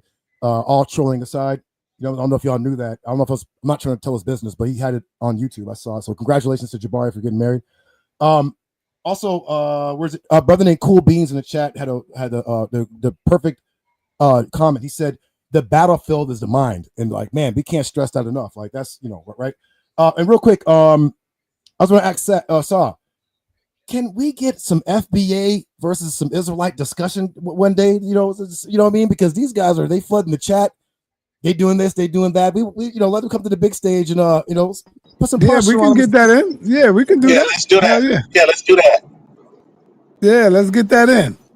Good topic. You know, outside the killing thing, you could be an FBA and still be an Israelite. So I don't see the difference. You can be an FBA and still be a Hebrew Israelite. That's facts. Wait, can I say this? I'm going to cut you off. I'm sorry. Go ahead. You might, other Suntan, you might be like absolutely correct, right? But one thing, me, sa.neter, Nepal, and all of us, some people will be like, okay, some of y'all FBA, and then it's no, you guys are not, because my mother, her father's a Puerto Rican, but her mom is so-called Negro, right? So they but then like our brothers in like Jamaica and Haiti and Dominican Republic and Puerto Rico and Trinidad, they like are against them, like, you know what I mean? It's like almost like a hatred type thing. So it's kind of like, dang, man, like we kind of sound like, it's about money. It's about money. That's what it's. Yeah, there's a campaign against immigrants. Yeah, it's just. There's a campaign against immigrants and against people who may come in here and as some people who claim to be FBA and say that they parade as Black Americans, but they're not. They commit crimes underneath the guise of being Black Americans, but they're actually immigrants. They take jobs for Black Americans. This is what some of these people are saying that come from different people who claim to be FBA. See, FBA isn't an organization. It's just a claim of lineage to try to establish some lineage for reparations. That's how all of that came about. Right. So people took that information and tried to self-own it, as our community does, and try to create some type of organ. That's what Lex Vortex was doing. That's his whole gaslighting. He's trying to create some type of organizational togetherness underneath lineage. He claims it's just lineage, but then it becomes, separatist. And that's not what it was brought about for. Yeah, foundational Black American, that term wasn't brought about to separate us culturally. It was about to just establish lineage for reparations. Money. Let's be clear, Size 7. It's about money. That's facts. But yes, it is. That's what Tariq is all about. Yeah, he's saying, hold on, son, let me finish. Tariq's saying that they want to claim, they want to come from the diaspora, and they want to come all these different places, and they want money for being Black, just Black. That's what it's all about. You can add on all you want, but that's the bottom line. And yeah, that's what reparations is, right? Tangibly. What's wrong with that? No, there's nothing wrong with a monetary reparation. Come in as a fight, Yeah, well, of course. But the point is, it shouldn't be a fight. Right. They didn't fight with Israel; they gave it to them. They didn't fight with Japan; they gave it to them. But see, this is the issue. We having a fight. Give it to us. Look at this. This is the real issue, Elder Suntan. You would agree that this is one of our issues, though. We can't establish any real thing to establish of what we're calling ourselves. We can't establish as a community one message that we can all be in a collective together. And this is why we're having these issues of why we can't move forward. In slavery, we all came together to fight slavery, and which inspired the Emancipation Proclamation in the 14th, 15th, and the 16th Amendment. And then we were entrapped into Jim Crow, and we all came together. There were leadership that was born out of the Emancipation Proclamation, out of that struggle, out of the slavery free slave struggle. There was leadership brought about out of the civil rights era when we were fighting against Jim Crow laws and inequality in this America. There's no core issue that our community is fighting against right now, which are bearing the leadership that Sal was talking about, the lack of leadership that we have today, because we're all now fighting about who we are. Back then, we all agreed we were Black people and Africans. Back then, we all agreed that we were Black in slavery. We all agreed that we were Black. In civil rights, we all agreed that we were Black and African. Now, we ain't agreeing on nothing. We all separate. You get paid when you was in agreement. Hey, sir, and Pastor, we go back to one thing. As a culture for over 400 years, we have been tormented and y'all hear me with this, man. What was the Japanese leader when they got their retroactive money? Who was their leader? Nobody. Hirohito, Emperor Hirohito. No, they had a leader. Who? I don't remember his Emperor Hirohito. Those Japanese Americans that got money for being on the camp. They did. Who was their leader? They didn't have a leader, but they got paid. Did. They had people correlated for the Japanese. The UN actually did. The UN, there was leadership, but Apostle, what you're missing is there was leadership when it came to giving them reparations. People enforced that. Just like on our behalf, we don't need nothing no different. We don't need a leader. Reparations to the Israelis. Was there leadership there? But they didn't. Yes, there was. There was leadership there. There was Germany paying that out. America gave reparations to them as well. America gave reparations to the Native Americans. Everybody got reparations except for African Americans. Right. The Germans paid reparations, and America did pay reparations. America took in some of those Nazis, some of those Nazi scientists, some of those people that were helped killing those Jews. America took those people in. To go to the moon. Huh? That's how you were able to go to the moon. But that's how we have a lot of scientists. That's how we have a lot of scientists and advancements in America because of the of Nazi scientists. So America was complicit in some of those people. So they did get reparations. What happened to the scientists? They lived a great life in America and died rich men. That's what happened to them. Hey, Shai, is New York playing tonight? The Lions playing. The Lions playing the Chargers. Is New York playing tonight? When? The night exhibition? Yeah, I'm looking at the Lions in San Diego right now. Oh, exhibition? Yeah. Yeah, let me get on to that. Let me get it. Hey, Judah, go ahead. Make your last comment. All right, yeah. So I'll be really quick. Yeah, it was a great show. But you see, that you see how the temperatures rise up when you start to not really attack FBA, but just to even bring it up. You can see people in the chat. You're getting fired up, so you know it's gonna be a powerful discussion once. Yeah, we're gonna get it in. We're gonna kick FBA ass. Let's get it in. Yeah, I get you. Go ahead, All Shai. right. You make a closing, baby. All right, peace, man. I want to say thank y'all for coming through. Thank y'all for y'all support. You know I love y'all, man. So thank y'all for coming through, man. Appreciate y'all. Let's do it tomorrow, man. Peace. Peace. Peace.